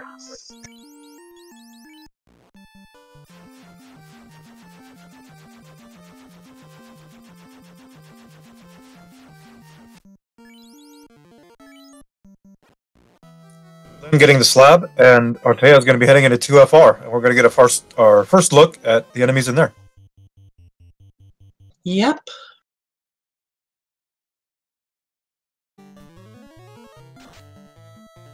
If I do a custom spreaded ROM of this, it's probably going to be versions of her in Final Fantasy I inspired costumes.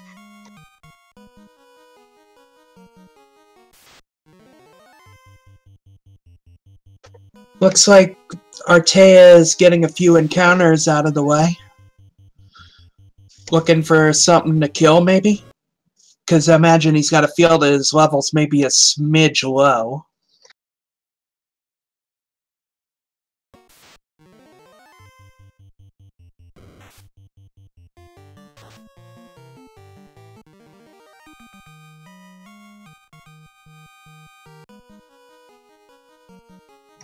Oh my god, that is so awesome, Drum.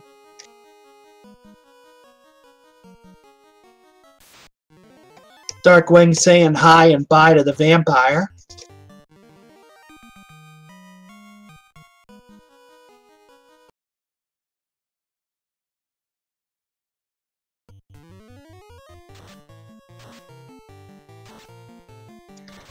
Artea's looks like he's just doing easy grinding stuff. How much you want to bet he warps out after he amasses a decent number of levels just so he can house up and get those charges back for the real run through TOFR?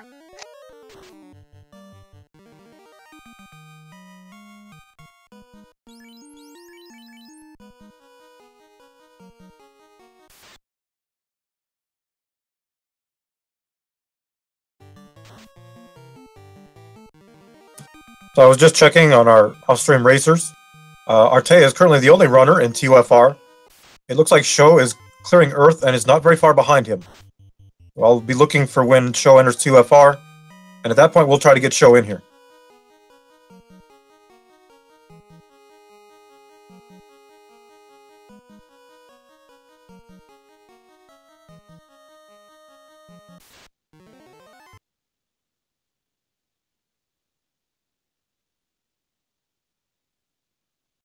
Artea looks like he's going for a little grind here, which might be the right play. I think it would, since he didn't really do a huge grind during the regular portion of the game. And I imagine his levels are in the mid-20s by now, which is pretty low for TFR, even with offensive and defensive boosts, and especially only running 2 people. Nope, now he's at 30, but I still think that's a smidge on the low side.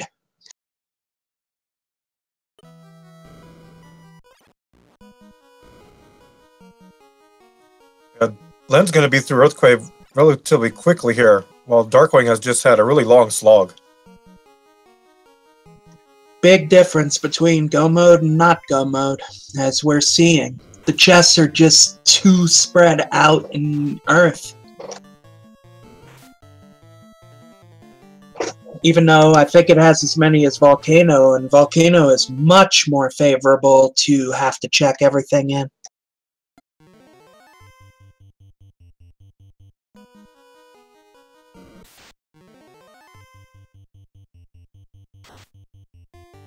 Hey now, Meridian, it may be a 2-word language, but it's all about the emphasis and the inflections.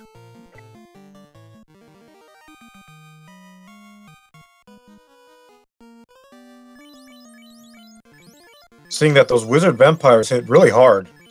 Len almost lost his, not Len, excuse me, Artea almost lost his red mage there. Yep, and Artea killed Phantom, so now it looks like he's making his dive.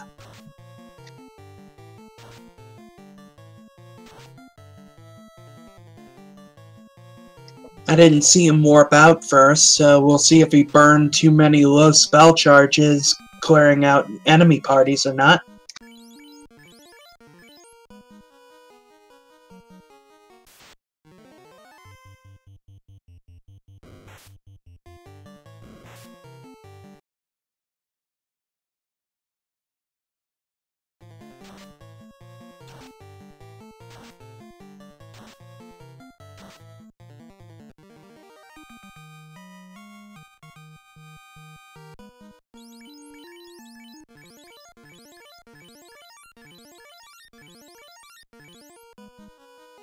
And we see the slimes on Artea's screen, which give a lot of experience and are not that hard to kill.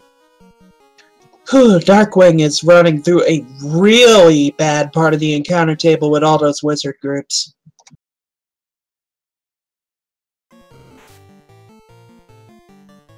Artea randomized a custom ROM, well, custom graphically only.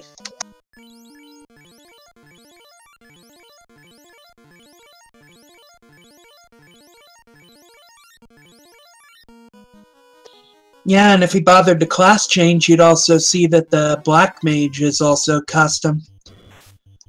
It's just that some of the sprites in FF3 are so functionally similar to the FF1 ones, there ain't no point in changing them, like the base version of the mages, for example.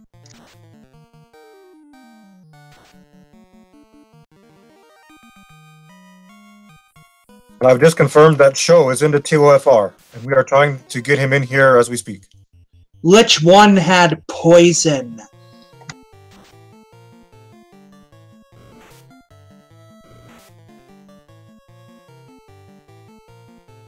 Which Darkwing's Black Mage found out in the worst way, but he still clears him out. Gets a second orb lit.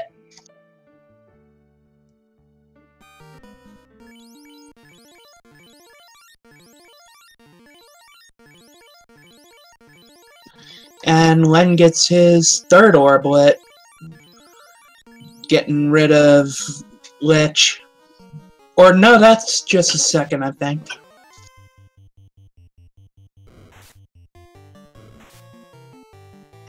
I'm not sure.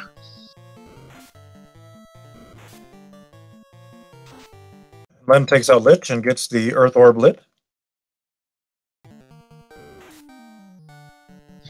I'm still getting used to the way the orbs are laid out on this new tracker.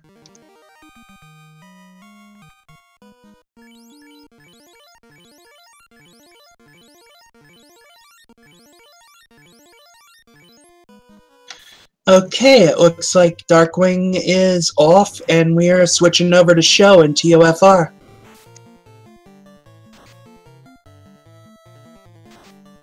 Yeah, it looks like Show is not that far behind Artea at all. And judging by the party, I would say that Show probably has a better chance of finishing here.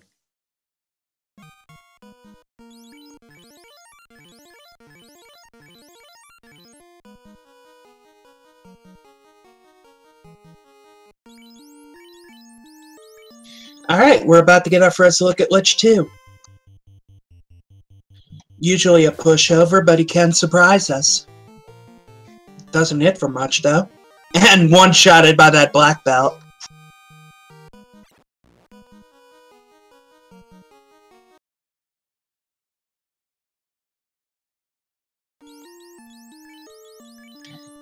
"99 times out of 100, Lich is not a problem. Unless he rolls max HP and grabs a couple of the nukes that are in the pool.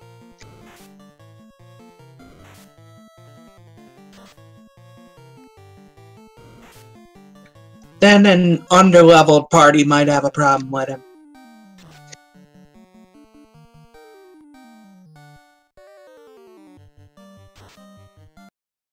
Oh, and Show running into some Earths here. That's going to slow him down. Ring-a-ding-ding as Len gets his chime.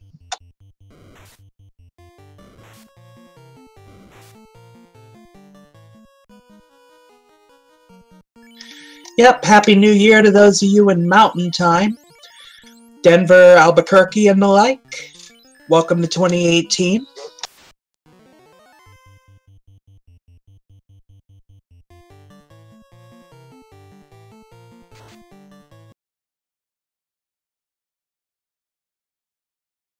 Here's our first look at Carry 2.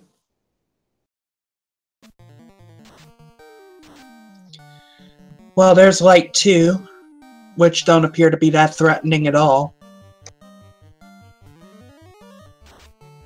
Doesn't look like she has a ton of absorb, but it looks like she has a decent bit of hit points, and she just one-shotted the red mage. Oh, that's gonna hurt. Artea's gonna be going through the rest of this dungeon with the black belt standing alone.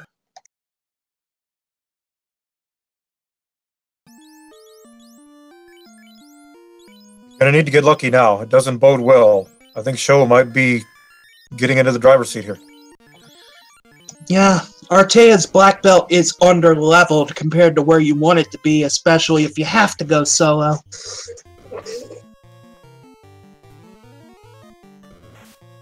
And he's gonna waste even more time because against stuff like this, he's gotta do some defensive strats first. If those waters were hitting for closer to 150 or 200, he'd really have a rough time. He's gonna have to get a few levels here on the water floor, I think, to have a chance to finish. Depending on how the unrunnables are, he should be able to pull that off. Waters are usually worth a decent bit of XP. Kind of an emergency grind if you can't find anywhere else and they turn out to be weak. Carry goes down for Show. Oh, Artea's low on heals too. He's almost around 30. This could be a clincher.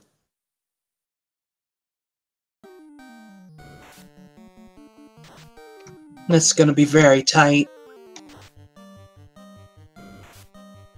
And a lot of insta-kill coming from that group. Just because he has the ribbon doesn't mean anything, because any of that insta-kill could sneak through 3 and 256.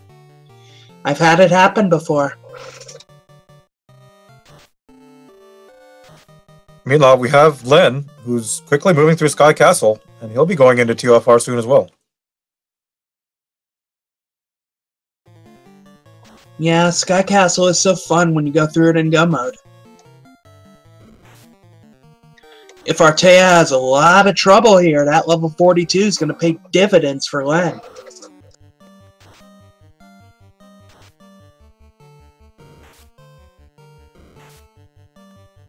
This encounter proving extremely costly for Artea now. And Show's given us our first look at Kraken 2, which could be the true final boss depending on the seed. Take the lead late. Wow, we have a race. Yep, starting with that Fire 3 though, which is a bit weak, and his Absorb does not look the greatest. Bridge of Destiny, and Len is getting through it pretty much unscathed as he gets ready to fight Tiamat.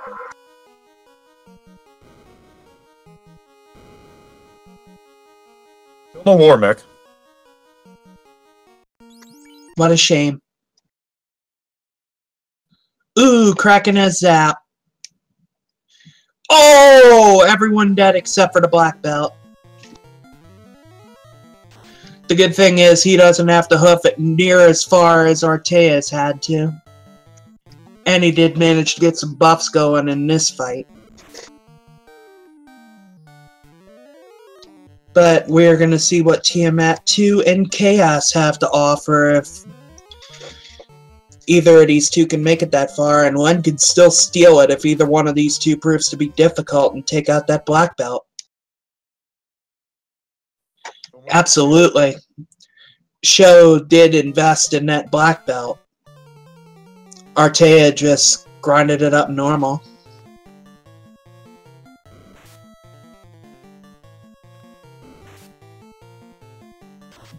Now we see Tiamat 2 leading with Stop.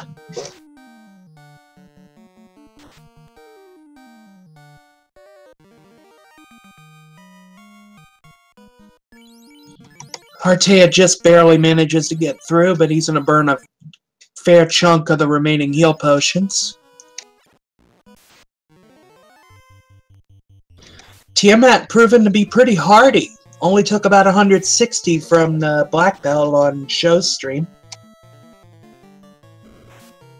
Yes, that appears to be a pretty high evade and high absorb Tiamat.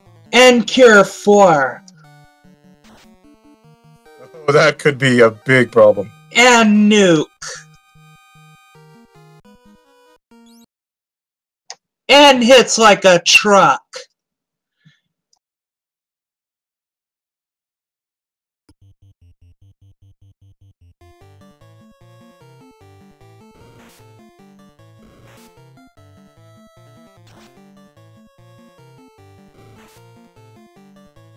Show hold on here.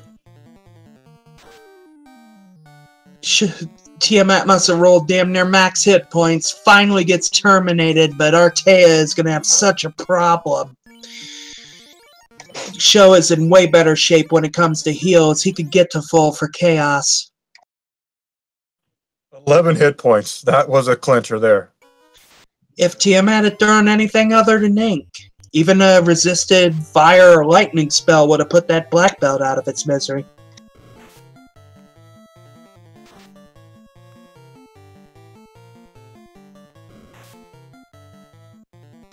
It all comes down to Chaos now, and unless Chaos has rolled high evade and absorb as well, I think Show might have this. Artea is sadly done having to go through this again as Len is in TOFR past Phantom.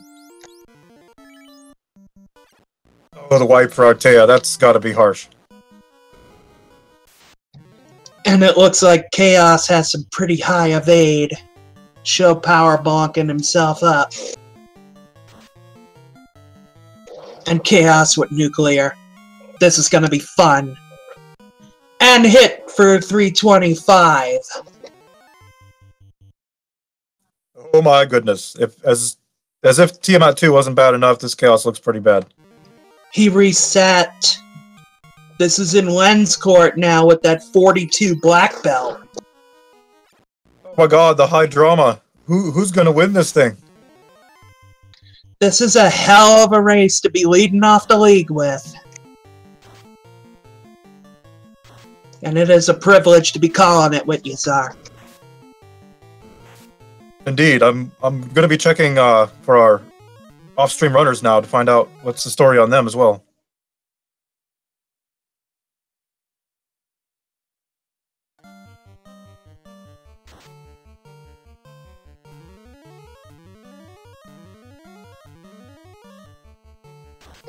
The only thing I worry about with Len is his supporting cast is a bit low in level.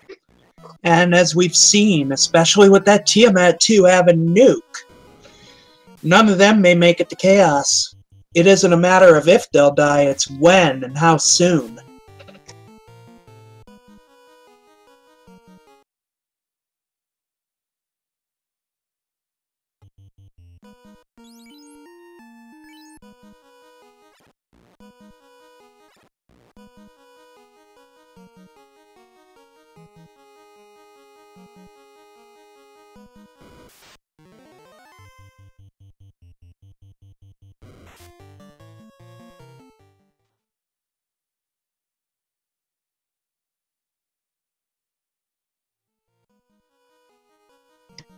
Len is on his way to the JV Fiendry fight.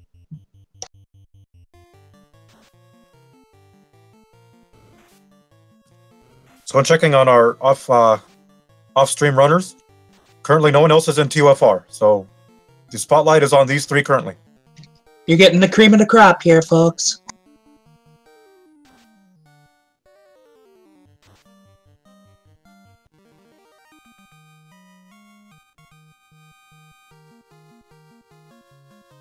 Looks like Darkwing has made up quite a bit of ground, and he may be the next one in.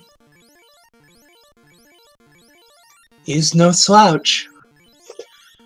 If he hadn't had that wipe against Carrie the first time, who knows where he'd be at right now.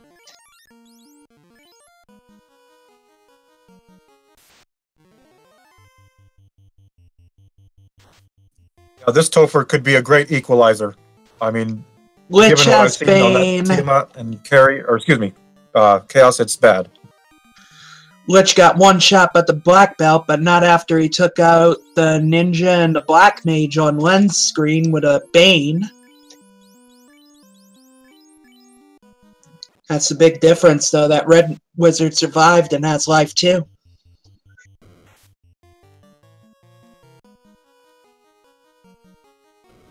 This is all gearing up to be quite a finish here. I mean, we couldn't ask for better, really.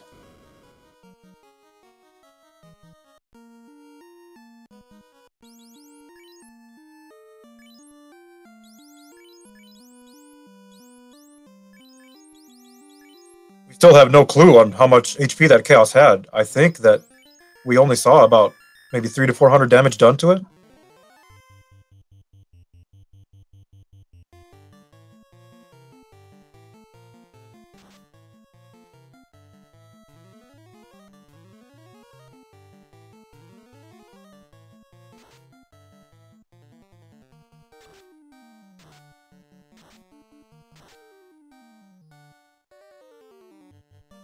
It all depends on how quickly that fast cast can get off.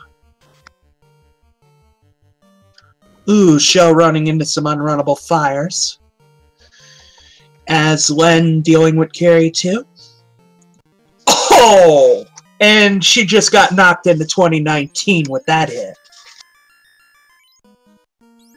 Yeah, Len looking very good here with his high-powered black belt, which is the best, possible class you could have right now. And I think he has fast as well, so if he can keep a spellcaster alive through that Tiamat 2, he might have it. Literally the only thing I worry about here with Len is the fact that Chaos was hitting for a ton, and a high-power black belt has a lot of hit points, but its absorb isn't the greatest compared to a fully kitted ninja. Or a knight, which no one would have with the force classes in this seed.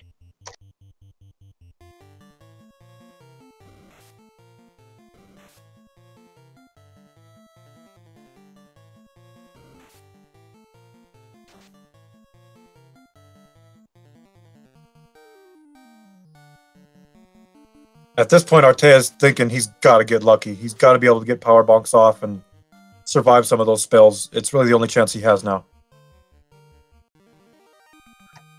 Yeah, and only building up 2 characters is starting to bite him real bad.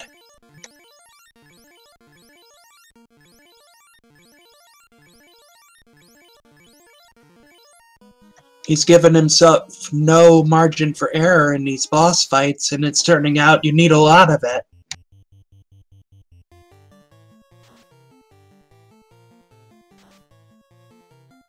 Show's on the water floor now.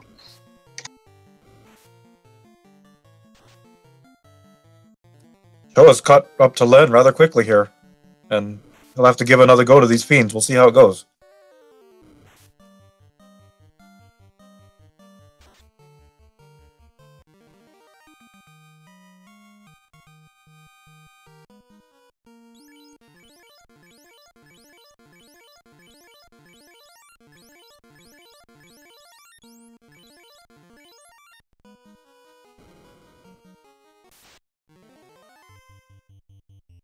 So if all 3 of these runners end up wiping again, then I think this could become anyone's race.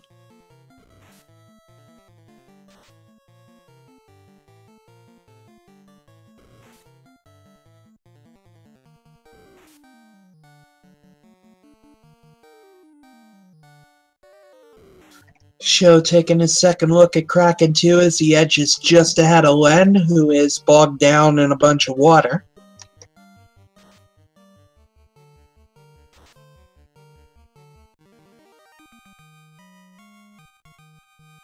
And Kraken 2 just took off about half of Show's black belt's health. Needs to be a little careful here.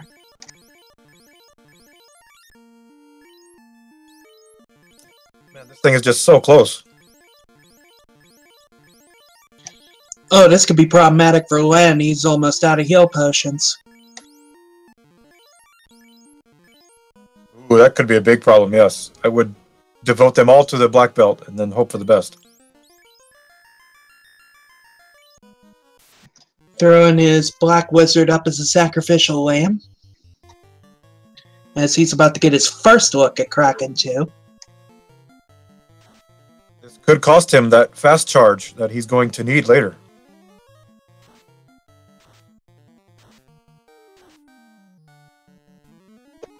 I think Len's red mage is ribboned up, so that does help a little bit. Long as he doesn't get leveled with a physical attack, shouldn't be too terrible.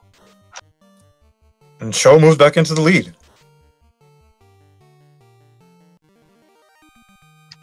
Len's got Kraken down, no nipping his heels. Oh, and the water's for Show. It's back and forth at this point.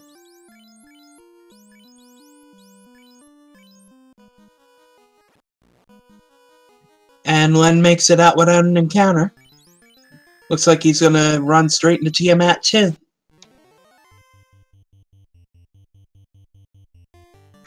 He's gonna find out just how nasty Tiamat 2 is with that nuke and that Cure 4.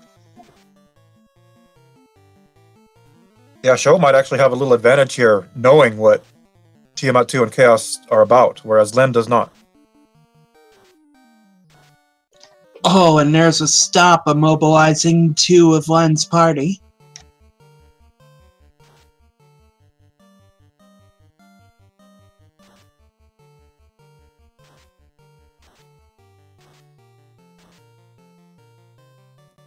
DH Storm reporting that Quicklit is on the fire floor now. Thank you.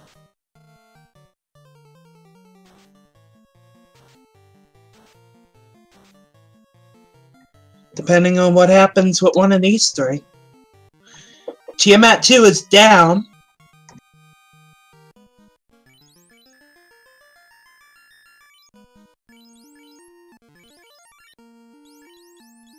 So Len is in a pretty serious advantage compared to Artea and Show on their first run-ins with Chaos. Len actually has his party alive. Yeah, I'd say Len has a much higher chance of finishing now. It all depends on what Chaos is going to do here and if he can get enough buffs up before then. Well, we saw that nuclear very early in Chaos's rotation, so he is going to have to be very quick about getting set up.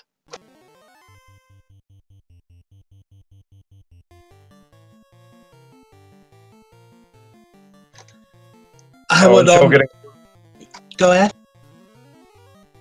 We're ending up with 4 worms here. That's going to be costly.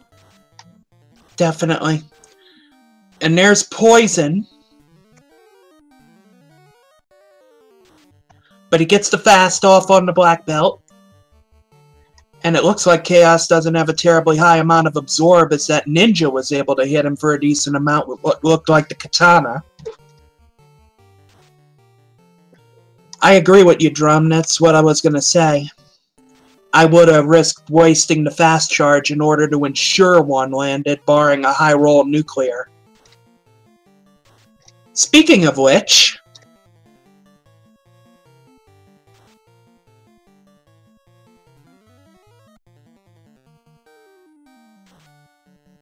Here we go. It's 1-on-1 now. 2 nuclears!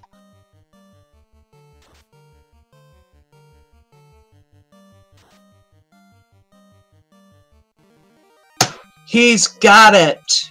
Len is finished. Official SRL time of 2 hours, 11 minutes, 38 seconds. Congratulations, Len, coming in out of nowhere to snatch this race away.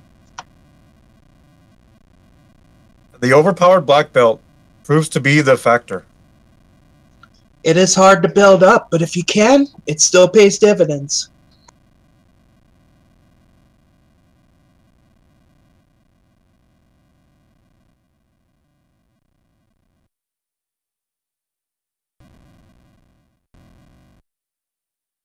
So we are going to try and get Darkwing back in here in the place of Len the Cat.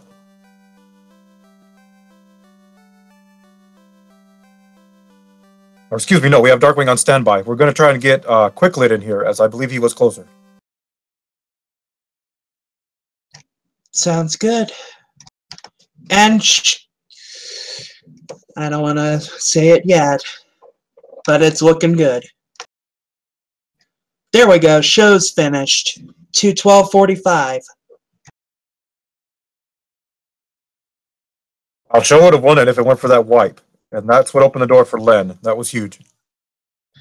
Definitely.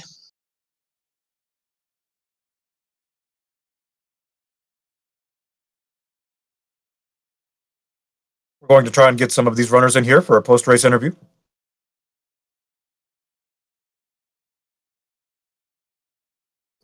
Yep, I just asked. Darkwing is now replacing Show by the look of it. Looks like he's going to go see what the level 8 spells in Lefane are. Yeah, we'll keep it with Darkwing until Show finished. So yeah, we'll go straight to Darkwing. Len, congratulations, coming in out of nowhere with that level 42 black belt. I couldn't believe it. I had a lot of trouble. I was fat fingering a lot. I bought a new controller yesterday, and it's really good, but I'm not cornering well, and I was running around like a drunken idiot. I'm surprised I did so well. You were about 3rd going into TOFR, and then Artea and Show both hit that... Well, both hit Kraken 2 and Tiamat 2, and then that Chaos. Chaos I think he had no spells, and he just had non-stop abilities, and it was like poison, nuclear, ink, I think were his 4 abilities. Yeah, and they ended up wiping, and you were able to snatch it away. During my grind, I was considering, do I stop at 32? And I actually went higher for 2 reasons, just to be more protected against carry, and hopefully to make TOFR a little faster, because you're just punching your way through it. Well, the one thing that helped you the most is that your party survived. Both Artea and Show had to go against those late fiends with only the black belt alive. Artea actually ran out of healing on the way down. Find a 2nd or 3rd ribbon? Artea had 2 ribbons, and he was 2-manning it, but still wasn't enough. It was funny. The whole fire floor, the whole volcano was set up for a perfect black belt grind. There was the opal bracelet, the Mazabune and the ribbon all on the same level, basically saying, please do your black belt grind here. Yes. Artea has actually brought back his thief. I guess to try to take a hit from Chaos. Smart move. Yes, well played, Len. Were you planning on leveling the black belt to 42 from the beginning? Or was it just kind of an on-the-spot decision because the grind was going so well? On-the-spot decision. My general rule of thumb is I need 32 just to be pretty sure against carry. And with only 220%, 32 feels like it's enough. But when I got there and I saw how easy it was, I thought, okay, let's just take a few more levels and try to time it so that I would get to 42 by about Kraken 2. And it ended up about that. It ended up being the difference for sure, as your black belt was able to power through Chaos on the first run. So definitely well played. I commend your play there. And we had you up on the stream the whole time, so you'll be able to go through the VOD and kind of check things out later. I definitely, like I said, I was really running around like a drunken idiot. I was cornering, I was taking extra steps in bad places, and I thought, oh great, this is a wonderful race for me to be broadcast, but apparently I did a lot better than I thought. Oh, definitely.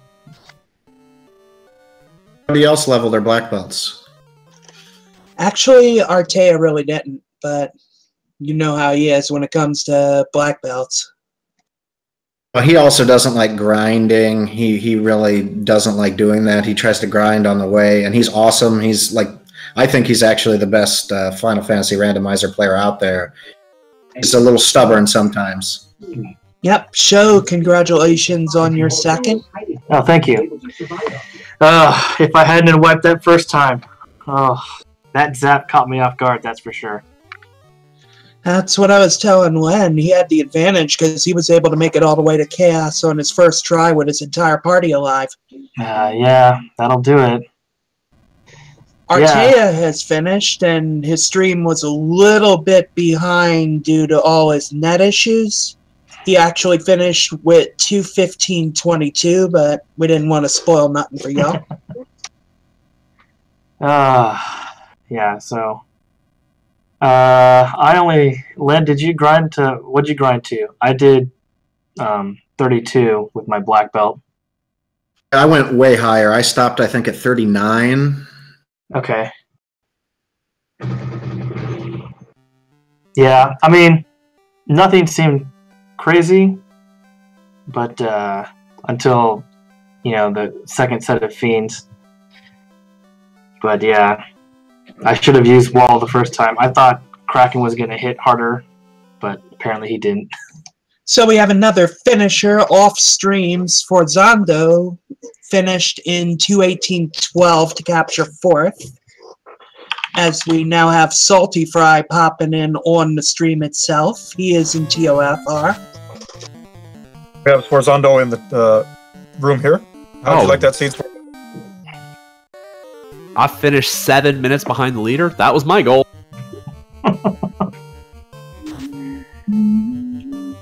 GG's, by the way. Oh man, that was interesting.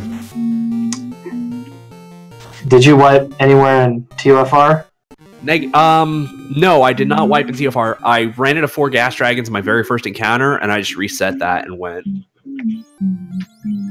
Yeah, I left after the gas dragon. But I ended up wiping to Chaos. My party didn't make it through Kraken 2. He zapped everybody.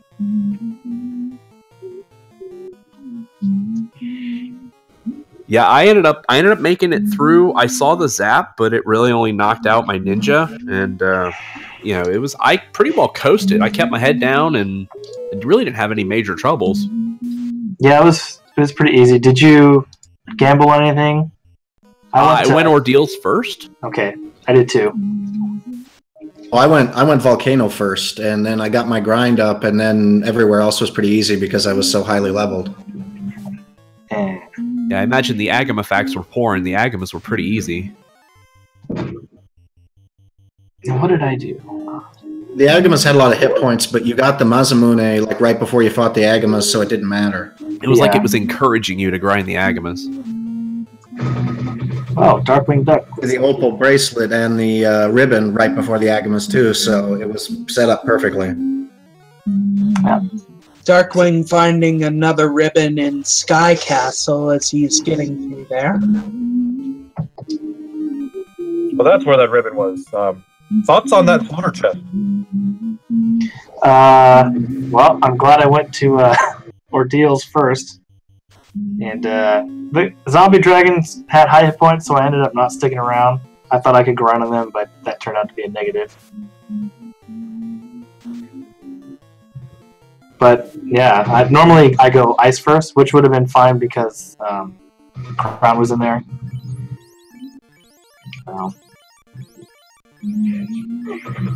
Pretty straightforward in terms of like routing for me.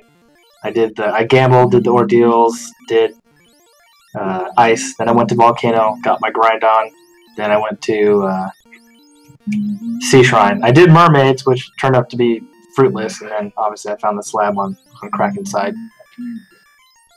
Yeah, I skipped mermaids. Yeah, skipping mermaids was definitely the move to do.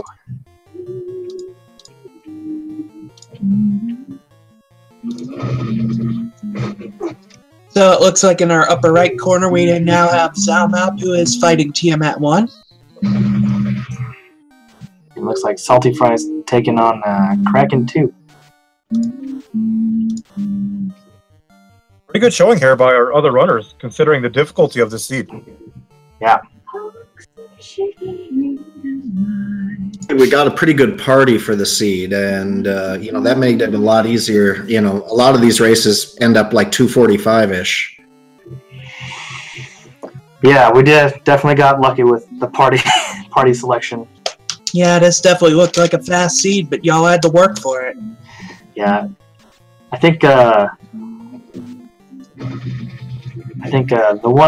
one problem for me with like this low percentage is that it tends to be slow, and I generally like fast races, so I definitely prefer a higher boost. But I'll take my second.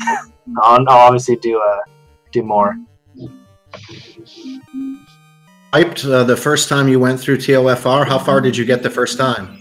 I got to Chaos, but Kraken 2 zapped me, and he took out everybody except for my black belt because I had the ribbon on the black belt. So I ended up killing Tiamat 2 with 11 hit points on my black belt, and then of course Chaos decided to just run me through. So I got off a fast and 2 tempers before Chaos killed all my subordinate guys, so that made it a lot easier.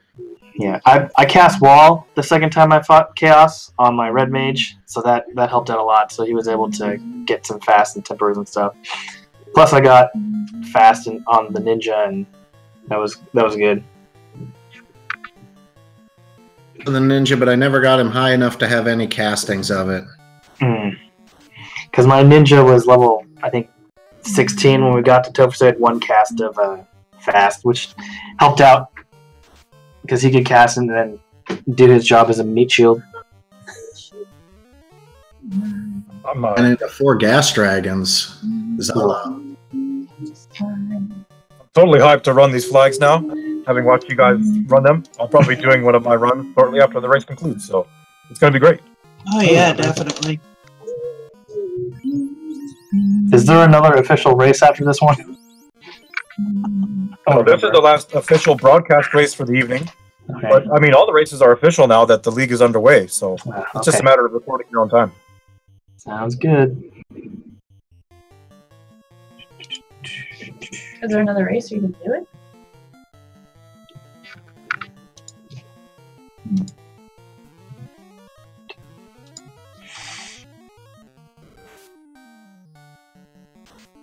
Looks like Salty Fry may be our next finisher, depending on how things go with this Tiamat 2 and Chaos. Let's see, list of who else is running currently. Give me one moment.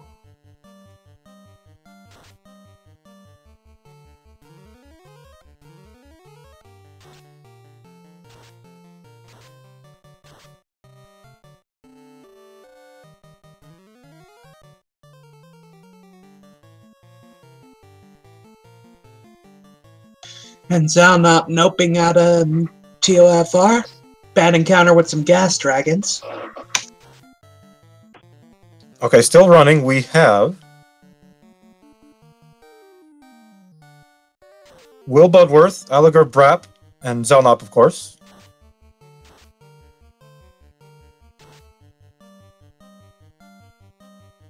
Quicklet, Salty Fry, and Darkwing Duck. So there are 2 other runners currently off stream.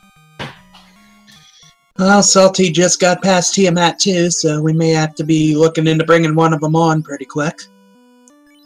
The 3 runners, Brilliant, is also still running.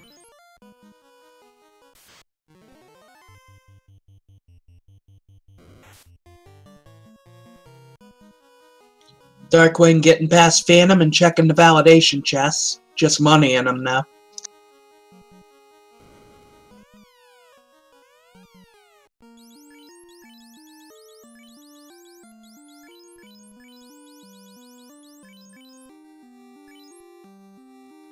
So was there any like incredible early wipes or early disasters that hit anybody? Darkwing. He tried to grind a little in Volcano, but didn't do a full black belt grind. Tried for a party grind. Then wiped at Carry. Doing like a little grind is really risky. Oh god, yeah, especially as hard as she was hitting. I ended up wiping really early to imps with stare and stuff. I just reset. I did manage to get to a Temple of Fiends to find the stuff that was not necessary, and then I left. But after that was good, but I got a good solid grind of power because of Fire 3. Did anybody else attempt the Earth Dive? Artea did it early, I think. They weren't the worst rewards getting both the Mage's Staff and Zeus Gauntlet. Or Thor Hammer, I can't remember which. I think it was the Thor Hammer because I had Zeus and I didn't have it. That was my only AoE item.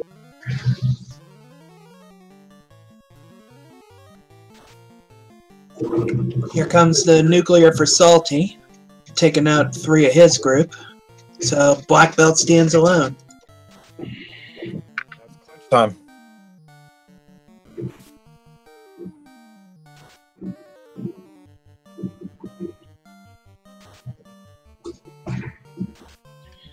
Might have been Will then.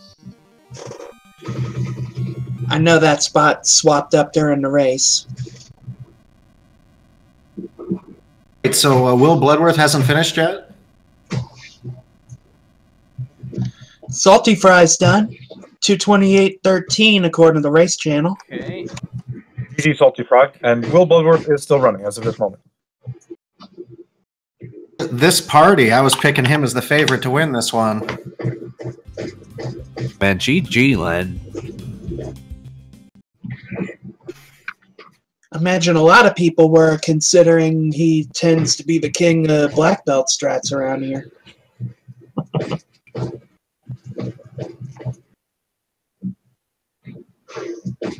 We'll try to get Salty Fry into the post-interview chat here. I was saying I definitely was glad that I only grounded my black belt to 32 instead of 40.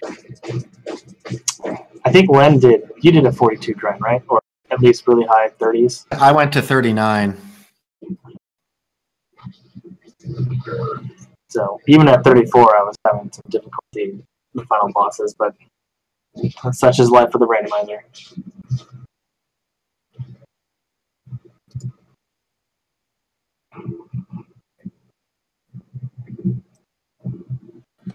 We are bringing Darkwing back into the restream currently. Looks like he is making his way through TOFR.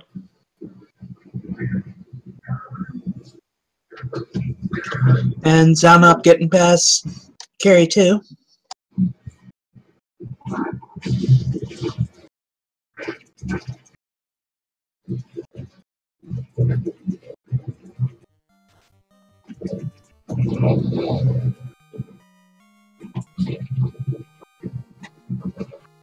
I'm so glad the waters were not very hard. And picking up Ice 2 was definitely a good investment. Oh my god, I didn't have Ice 2, and I had trouble with the waters. Oh man. I also picked up level 1 Fade after I class changed. Looks like we are picking up Will Bloodworth on bottom right screen. He's in TOFR on Lich floor. Yeah, I think Fade 1 was definitely vital. I was glad that we found the tail where we did. Looks like a lot of people found it. Yeah. It was in a chest that pretty much everyone would check, unless you're one of those weird people who does Volcano last strats. That which is almost everybody at this point. It was fun, though, seeing Ordeals and Ice both being required for those incentivized items. Yeah.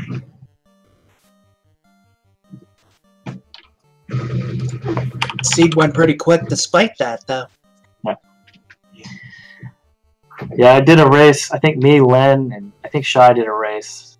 And the forced party was Thief, Red Mage, White Mage, Black Mage. And I was the only one who finished at a time of 3 hours and 47 minutes. Off stream, we have Algebra getting done at 2:31:09 for 6th place. Go ahead.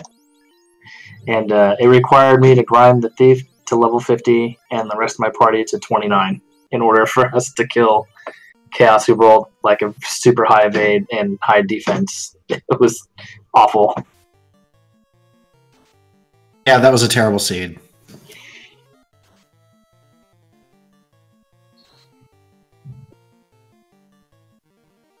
Oh. Well, I want to step out. Thank you guys for the race. I appreciate it. Happy New Year to everybody. Make sure you guys stay safe. And I'll catch you guys in the next one. Yep, thank you for the show, definitely.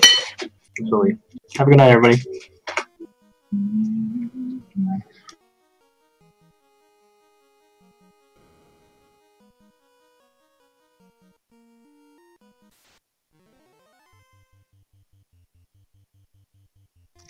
Looks like off stream we still have Quicklet and Brilliant going, along with the three you see right here.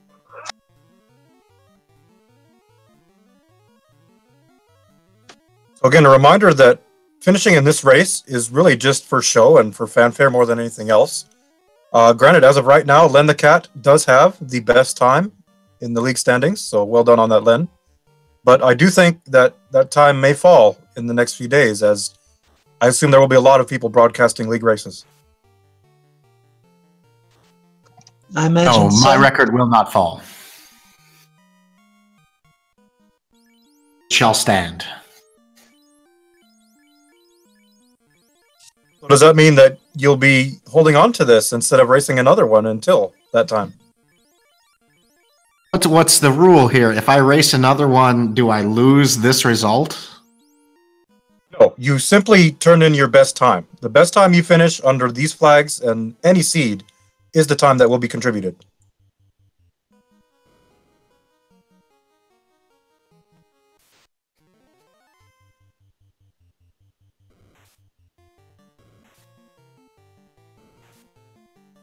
So you could theoretically run 50 races, and of those 50, your best time would be the one that counts. Time or best, because I don't quite understand the whole chaos points thing, but I haven't really looked at them in detail. Yeah, I think there are some more details in the finer print, which should be examined very closely. I'm not sure I'm quite familiar with everything myself, so I need to look into that myself, and I will definitely be asking Ikbin Mai as well, as he is the most familiar with these options.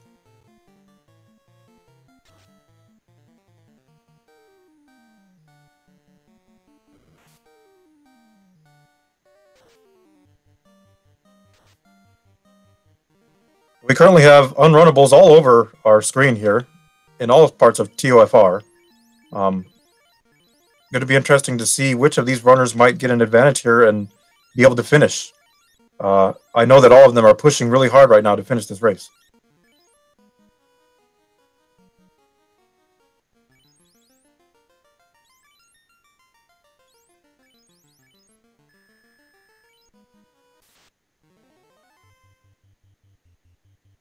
I don't know how Zalnop got those packs of gas dragons. I keep seeing him fighting packs of gas dragons, and I didn't see any on my trip down. All depends on how you reset the encounter table, I guess.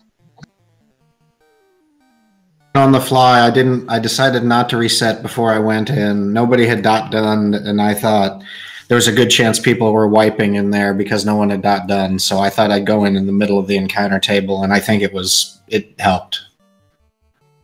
Ooh, Gas Dragons have Thunder and Zalmop's having to reset. As Will is taking on Kraken 1.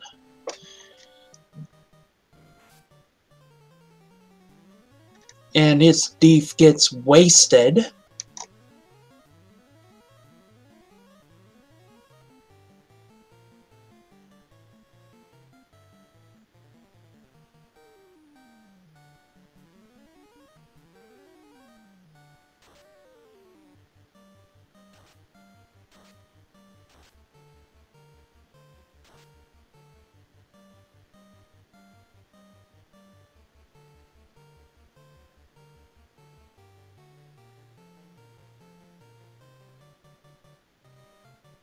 All right, so yeah, Maya has the only command to edit the document currently.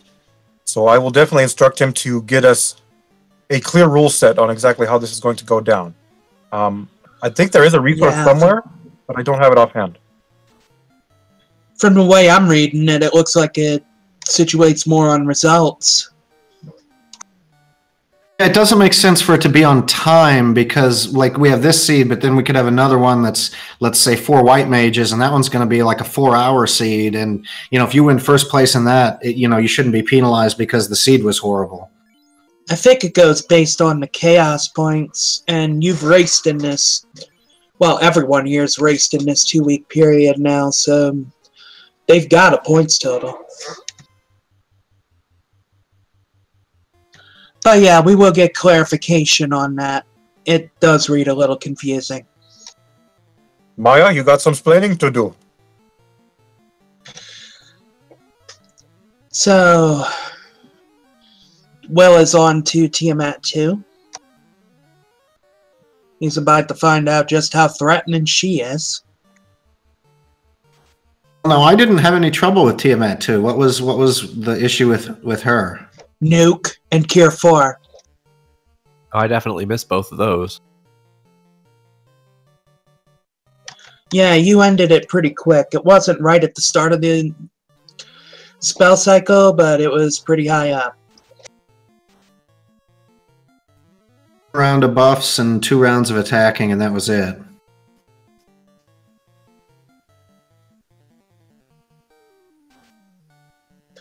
Darkwing running into a pair of worms, so that's going to slow him down a little bit. And I worry about him getting into some of those late fiends. His party is a little on the low side level-wise. Bunch of 20s and a 19. Yeah, he could have some big trouble with that double nuclear that Chaos is going to whip out. And that poison.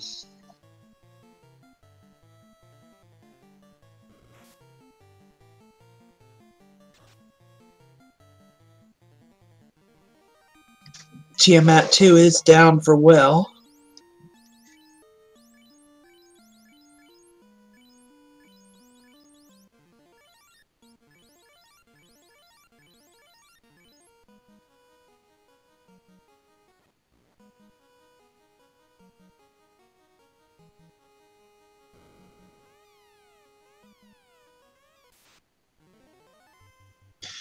Alright, Will is leaping straight into chaos.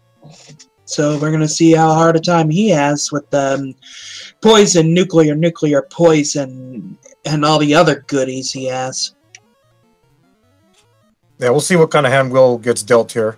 I know that he can adapt pretty well, so I think he should do okay, unless he really gets, totally screwed over. Well, Chaos starts off with a punch, which helps. That gives him a little more time to set up.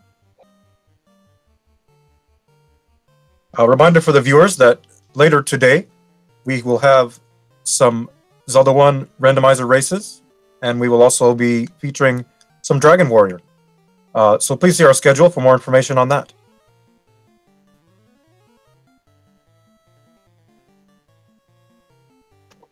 Will is actually doing pretty decent. The whole party's still alive. I don't think Chaos has whipped out either the poison or the nuclear yet. But it's going to be coming pretty soon. Oh, Will with the Bane kill on Chaos. Wow, Bane strats. Oh, somebody clip that. What have we just witnessed here? And he finishes 7th at 240.18. And looks like he's going to join us for an interview.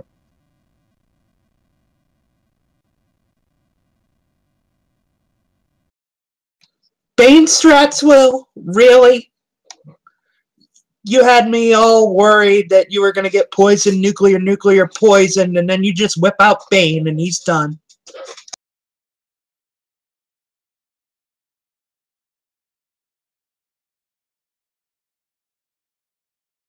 We got Will. Is he on?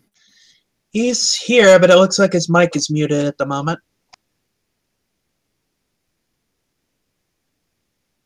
Whoops. Sorry about that. Why you gotta go ruining a climactic Chaos fight by just baning him? I've never banned Chaos before in all the times I've played this game. Well, definitely GG there. Thank you. You missed out on some wicked stuff. He had poison, couple nuclears. I got hit by one of those. I think I got hit by poison and nuclear. This was my second run at him, and I just barely died at the end when I had a solo black belt. It was a not fun time, I'll say that. Will, when they chose this party, I thought for sure you were going to win this race. You know? Tailor-made for me. I couldn't ask for it better. Master of the black belt strats over there. Seriously. And it's just, I don't know. I guess all the gambles went wrong, and I didn't really get a chance to grind the rest of the party up, so I was pretty much playing defense for those guys the whole way down. So, what was your strategy revolving around the early POP? I had Fire 3 on 2 characters, and I figured let's get some levels grinded in case I need to go Marsh Cave, so it's a little easier, and it was, but the grind took a lot longer than it ought to have. Alright, so now we got Quicklit on our lower right screen. Thank you, Noriastra, for keeping up with that. So, Will, how long or how high did you grind up on POP? I think to like 10. Not too far, just far enough to be survivable and have enough charges of spells to, have a go of it. Because all we had was, Fire 3 and some, I don't know, like some meme strat spells like Brack. I don't remember a whole lot else. And especially with them shadows there having cremate, I believe, you definitely wanted the breathing room. For sure, yeah, it worked out. I just had a feeling that Marsh Cave was going to be an SOB, so I wanted to prep for that a little bit. Like Darkwing having a really rough go of it here. He's going to try and ninja this thing out. Oh, I wish him luck, but with those low levels, it's going to be very tricky.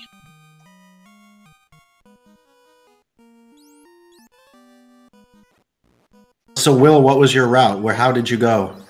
Let's see. I went. Let's see. I went immediately to Provoca, and then I went Matoya, and let's see, trying to remember back here. Then I went to Temple of Fiends, then to Dwarf. Got an update. Darkwing has forfeited. Too many wipes in the Temple of Fiends, I guess. If he would have run into those Fiend 2s, he would have probably stopped at that point, because he was just too low level. Right. So it looks like Noriastra is going to be trying to get Brilliant on for that last spot. Go ahead. Well, so I cleared the first 3 levels of Earth early, just as a gamble.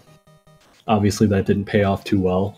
And the rest of it was kind of a traditional route. So I went Ordeals, then I went Ice, then Waterfall, then I cleared Volcano and grinded there to 32 with my black belt. Then I went C, then Air, then Temple of Fiends. Alright, so now we have Brilliant on. Looks like he's doing a black belt grind in Volcano.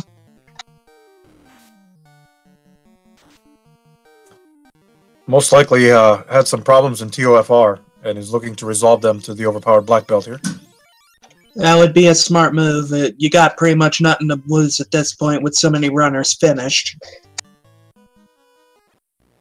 And that was... I was going to say, quick, you definitely want to finish over forfeiting in these. Yeah. Yeah, I was tempted a few times to forfeit just because I knew I was having a very, very bad run. But, yeah, I wanted, since I was being showcased, I didn't want to quit out in the middle of the race.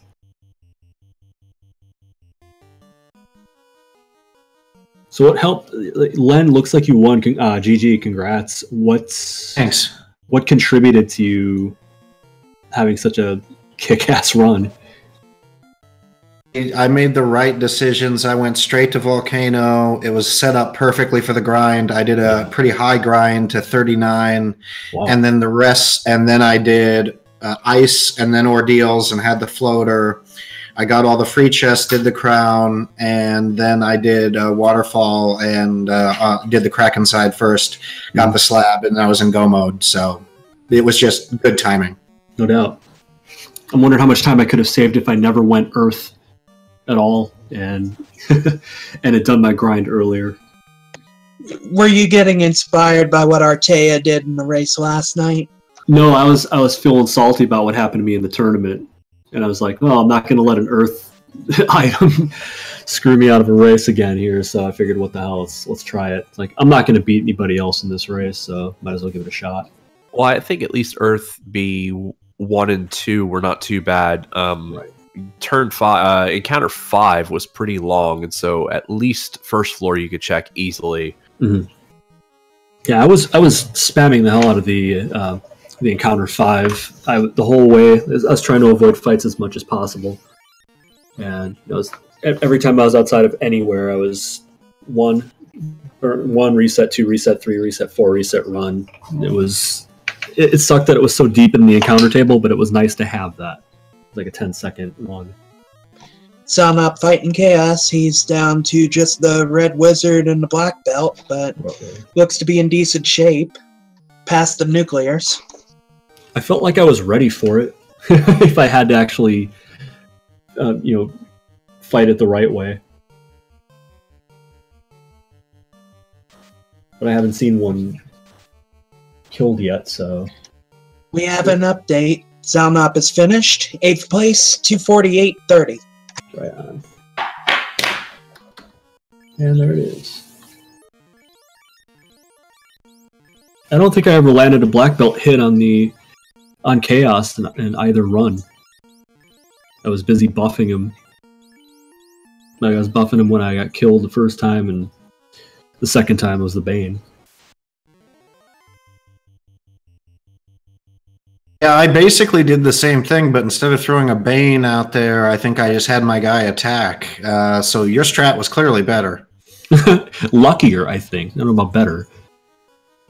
Because that's not going to work, 200 times out of 201, or what's it like? 198 out of 201 or something like that? Brilliant. Done with his Agama grind. Looks like he's headed back towards TOFR. We have no other runners left to switch to, so once these guys finish... you can go ahead.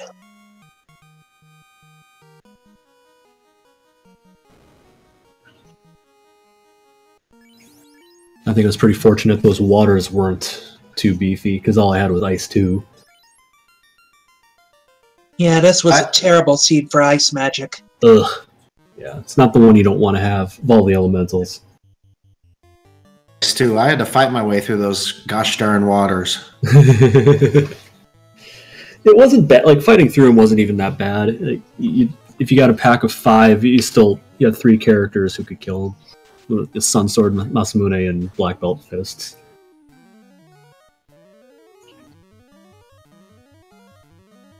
I had 4 guys who could attack because I had the ninja had the katana, and then I gave the black wizard the Masamune, and then I gave Vorpal to the red wizard. Oh, I saw that. I thought I was watching PSP any percent for a second with the black mage having the big weapon. Quicklet getting zapped by Kraken 2, losing the ninja. yeah, that was really fun getting all 3 of my characters zapped on that first run. That was pretty feel good. Happy New Year from the West Coast. Yes, Happy New Year. It's officially midnight here in Seattle. I will be right back. Only a couple time zones left with any kind of 2017, and sparsely populated ones at that. Yeah. A little bit of Alaska. Yeah, I think just Alaska and Hawaii and anything in their zone. I think Hawaii actually went first. I think they were in 2018 before anybody. Or almost. I think it was like Guam. No? You're thinking of Guam. Hawaii is in the same time zone as Alaska right now. Oh, I didn't know that. I'm a little bit of a geography nerd. I thought I was. I did not.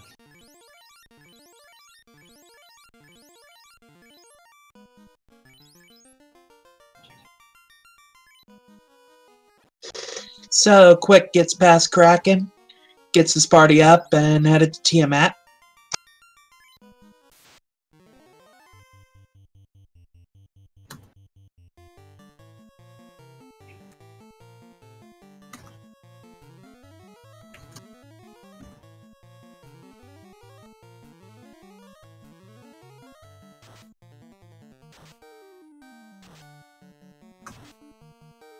Overall, this was a pretty fun seed, and the party was pretty nice, and it turned into a normal race, with a normal time and a normal finish.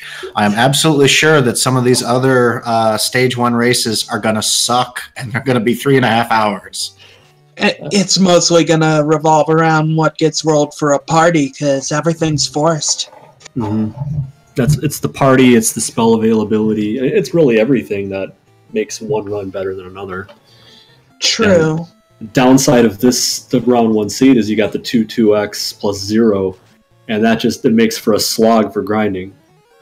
Oh, definitely. You have to pick some unconventional grind spots. You might have to grind Pop. You might have to grind Geists outside of Elfland. Yeah, I've done that before.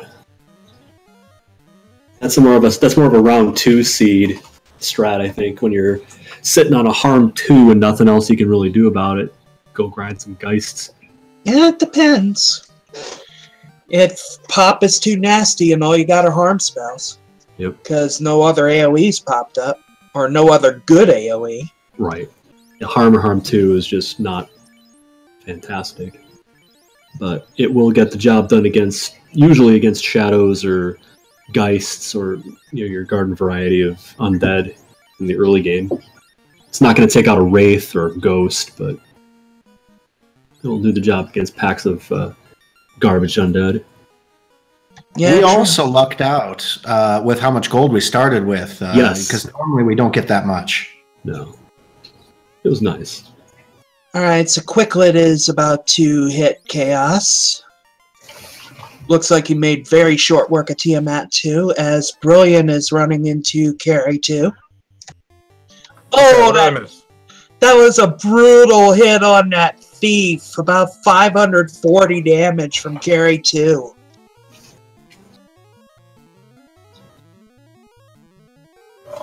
At least it was the Thief and not a party member that was contributing a lot.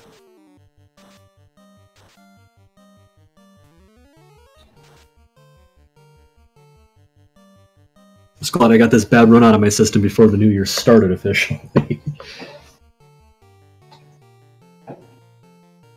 So yeah, as I was gonna say, the spell selection can also affect which class combos work better. Mm-hmm. Go ahead.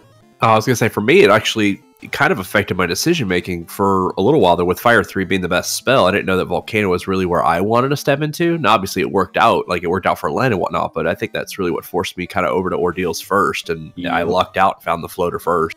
Yeah, that's literally the thought process I had too. Is like, okay, I've got Fire 3. Do I want to go where the fire things are, or do I want to go where the things that die from fire are? And both of the incentive dungeons are pretty friendly with Fire 3. So that was a no-brainer, which was, of course, the wrong decision, because that's what's going to happen every single time.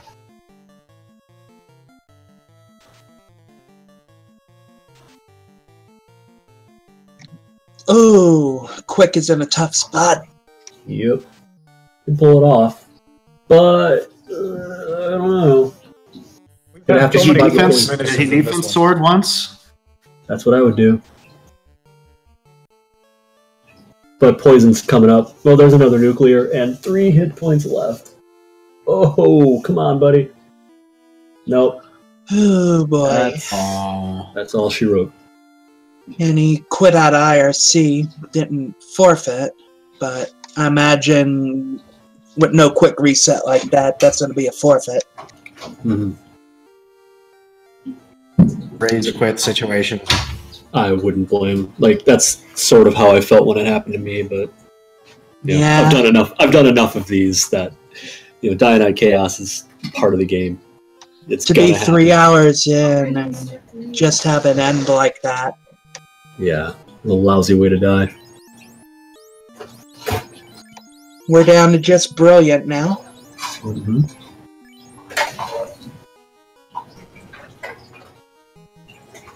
And now we officially have the forfeit out of Quicklet, so it's just Brilliant left, who is either going to forfeit also or end up with a 9th. I mean, at the very least, there's honor in finishing, and just to make sure you come in at less than double the first place time, you're doing pretty good.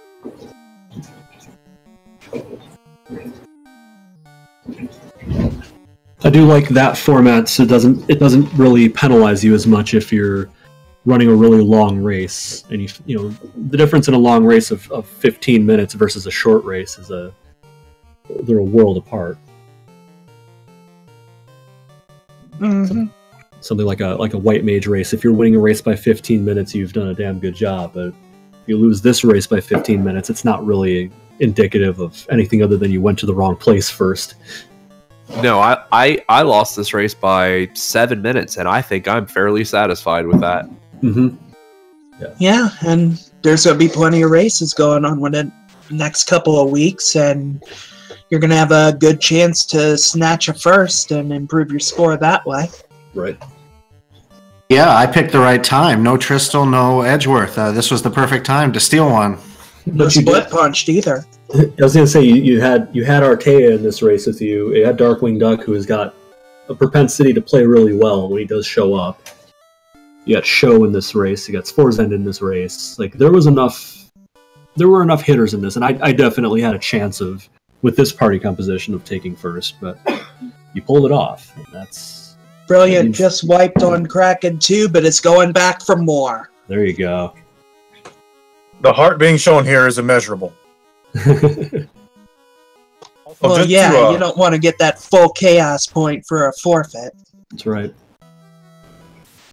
Just to clarify on the league and the race format, it's going to be gauged on a per race basis, and it's also going to be scheduled around the races that are pre-scheduled. For each one of those races, there are points assigned, chaos points assigned, and from there, that's how rankings are going to be determined. And then you just take the best chaos points of whatever race you ran, and you go with those. That sounds good to me. Which means you can kick up your feet for a couple weeks, Len, even though everybody knows you're not going to do that. You're as addicted to this game as playing all together. Now he's going to get an early jump on us practicing those stage 2 seeds, and those are going to be really damn swingy with the quick 4 white mage runs. Yep. Yeah, I was hoping this for the showcase at 9 today. that it wasn't going to be an early fade, I pop into that white magic shop. I'm like, oh, come on. An early fade. I knew I was going to get destroyed because it was going to come down to, it was going to come down more to execution than to, improvisation strategy. Oh yeah, I knew that all too well. Mm-hmm. I mean, I lost probably a full minute between not having the canoe before floater and not grabbing the house after the vampire because I ran back to Melman to recharge my spell points instead of using the house. Oh yeah.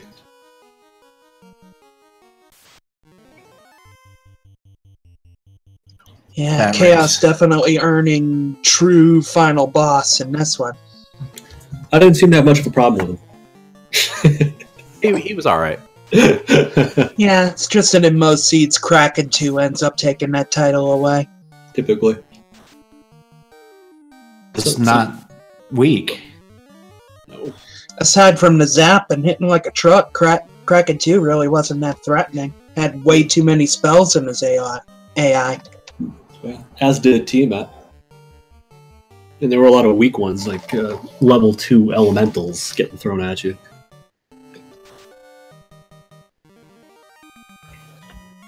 Well, I'm going to take this opportunity to step out of the channel. Tara, Zara, thanks for hosting. Thanks to Randomania for hosting our little showcase here. Yeah, definitely. And now it looks like we have Alliger brought in.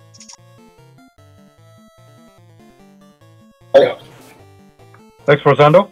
Looking forward to seeing the following races. And yes, Alger Brap, welcome to the post-race interview. How was that one? How was that one treating you there?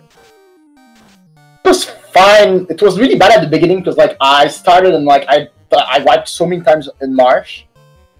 At the end because I was like, okay, the chest at the top right I didn't check. So honestly I was so pissed off dying so many times there, so I just left.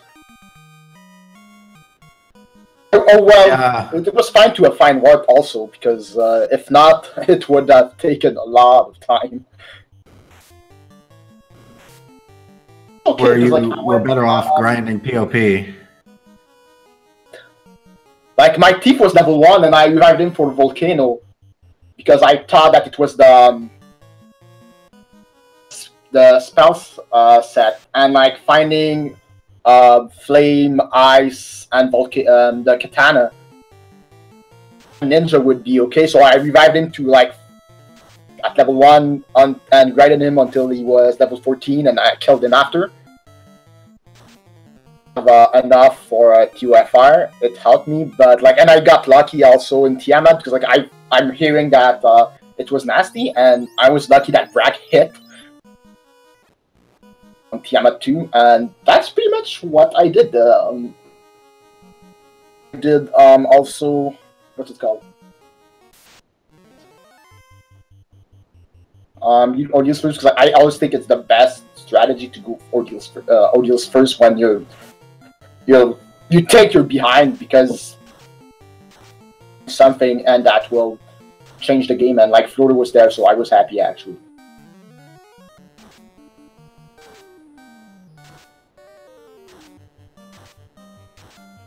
Yeah, I actually got the floater last. I did Volcano first, did my grind, and then I went to Ice, and then I went to Ordeals.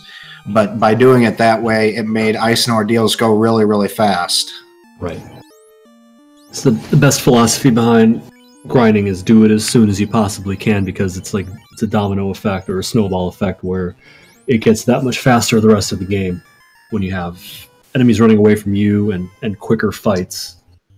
So definitely. And if you have that one big hitting character, and oh boy, Witch hitting Bane on Brilliant only takes out the thief, though. As I was saying, now I lost my train of thought. Oh yeah, that one big character that hits hard, you could take out singles and bring up the rest of the group that way. Exactly. It's getting late.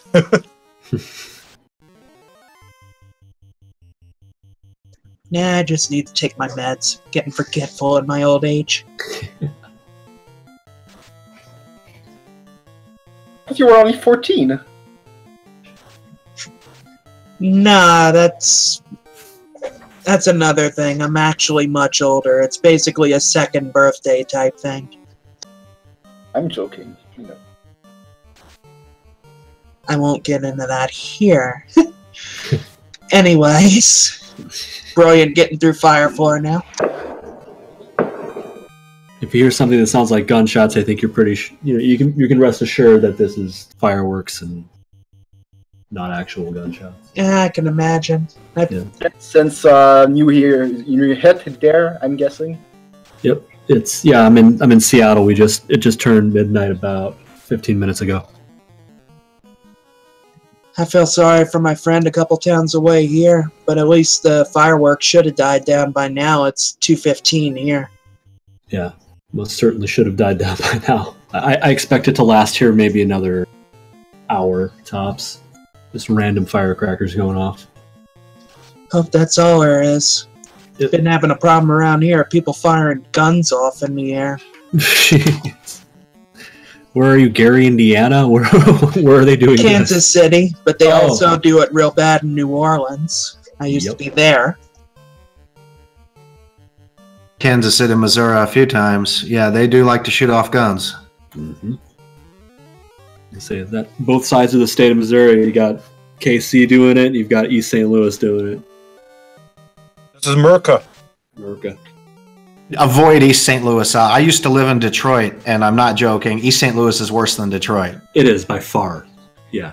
Gary, Indiana. I cite that as my worst experience, and yeah, East St. Louis I've been through as well, and I'm a white guy, and I'm not going to get into too much here, but it's not really. You don't really feel like maybe I should be here. It's just one of those things. So.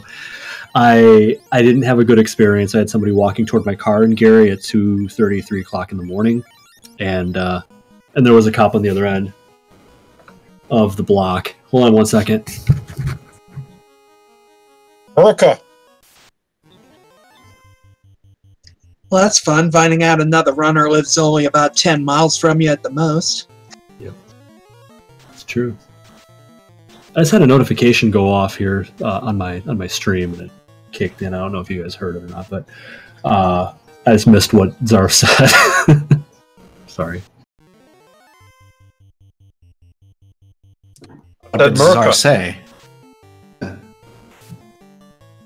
As I said, I missed what Czar said because my notification was going off on my side here. I had to turn it off.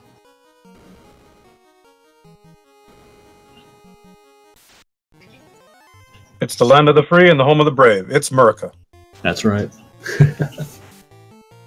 I've had only one New Year's Day in America, so I'm not sure what happens there. But I remember what happens, like a lot of fireworks. Mm-hmm. We got UFOs there now. It's great. Fireworks, UFOs, hot dogs. It's a whole celebration, really. That's right. Rock, flag, and eagle. Just stay inside because it's too cold, and especially right now it is. It's not too bad here. Like for December in the States, Seattle's not that bad right now. It's probably in the 30s or so. Brilliant working his way through the water floor here now. His party seems to be getting through okay. He's going to need some help with that Tiamat 2 and that Chaos for sure. So hopefully he can get a fast charge off then. At least his black belt's at a decent level. Mm-hmm. I think this is the least prepared Temple of Fiends run I've ever had in a race. I think all the other fast off. Well, yeah.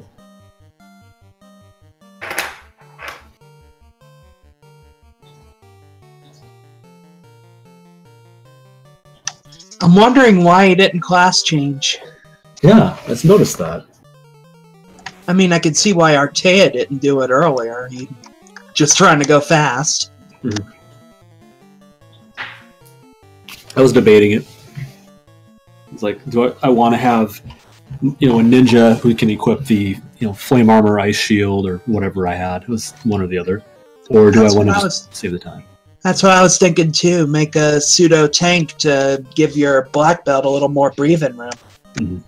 He's still meat shield. He's just a little bit more durable than meat shield. Yeah, I mean, I kept him alive. He still ends up with about 20 less absorbed than a fully kitted out fighter, but still absorbing the 50s is nothing to laugh at. Does important party member survive? Especially a ninja probably can survive easier than like a black mage. That's pretty much why I wanted to have a ninja. Mm-hmm. So I saw that like fast temper were available also, so it helped a lot. The black mage three potential casts of fast. You have no excuse for not getting it off on this seed. That's right. Again, unless you're Artea and leave the black mage dead half the time. Seriously, didn't make the black belt dead. He was running just the. He was running just the red mage and the black belt for about 50% of the game. I really considered danning one or two of my party members. I feel I was getting a lot of use out of it.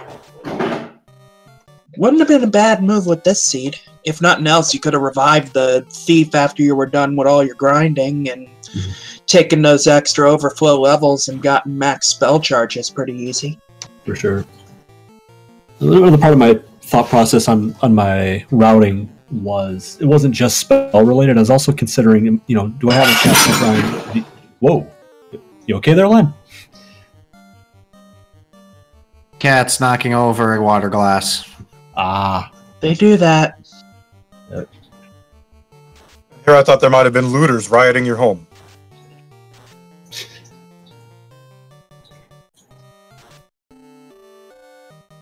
I live in Central Europe, not Eastern Europe. Right. Oh, I was saying that the strategy behind the routing was more about thinking maybe I can get a grind on zombie dragons, or once that was a no-go. Oh no! Uh-oh. Brilliant just saw the nuke in the Cure 4. Buddy. And he's going again. Or not. We just saw the forfeit cross by, so I think that's it. Nobody can blame him. Valiant effort. It was hard. GG. Oh, yeah.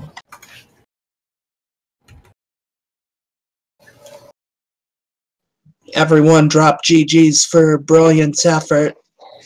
Wasn't the way we wanted to end the stream, but he still gave it the extra try. Can't do nothing but applaud him for that.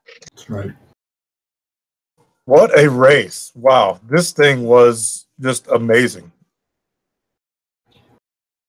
Outstanding first run for this league. And now I can saw suck good, in the rest of the races.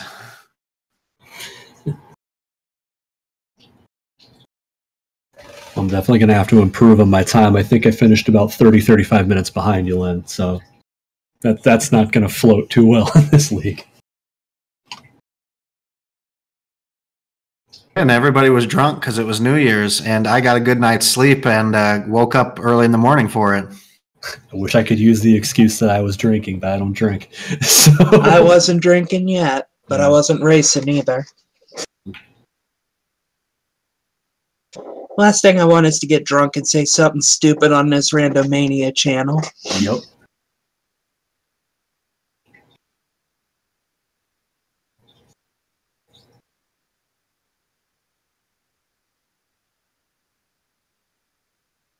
Yeah, definitely. Y'all still watching, definitely want to follow all our runners, everyone who was in the race, not just the ones posted with the runner command. Yes, thank you, everyone. I had a very pleasant time spending this evening with you all, the viewers and the runners alike. And my night continues because I'll be doing a race coming up next. But again, thank you for your time. This was a lot of fun, and I'm looking forward to more races coming soon. We will try to broadcast as many league races as we can. So, affiliates willing, we'll get this done, and we'll try to make sure that we get it to every one of you. Absolutely.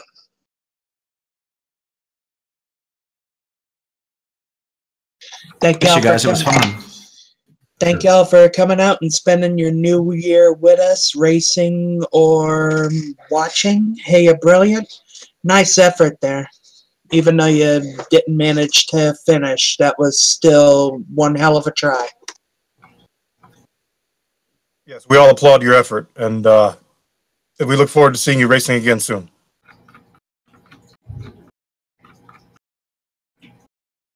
Well, I kind of forgot to do the early grind, so I was behind in the end.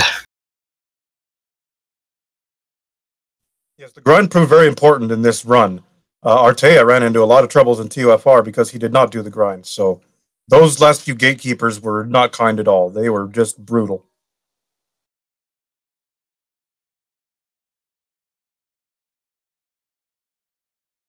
Yeah, by the time I remembered, I was kind of hoping I could set up a little bit of a waterfall grind, but the mummies were just hitting me too hard.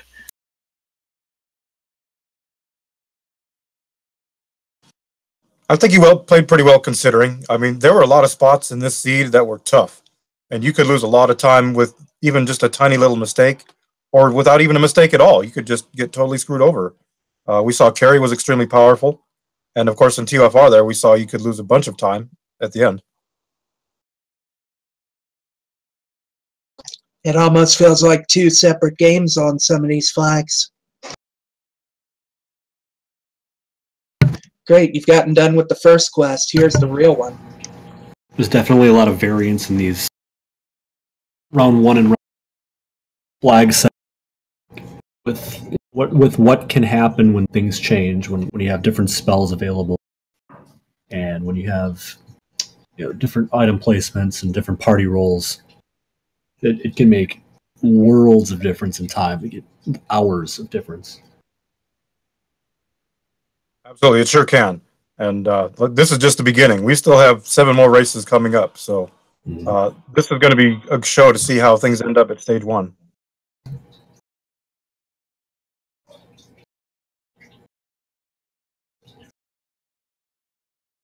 All right, so if anyone has some closing words, and I think we can proceed to wrap things up here. I'm sure that Noré is getting a bit sleepy. He's been working very hard for us, and I'd like to get him to enjoy some of his evening, or what's left of it.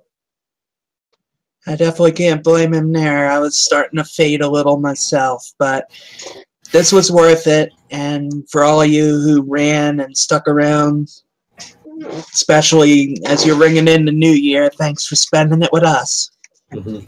And one last congratulations to Len for winning the first race of 2018, and looking forward to seeing more of you participating in the near future. Definitely. And thank you to the commentators. You guys did a great job. I hope to see you two racing pretty soon. I am planning to race tomorrow.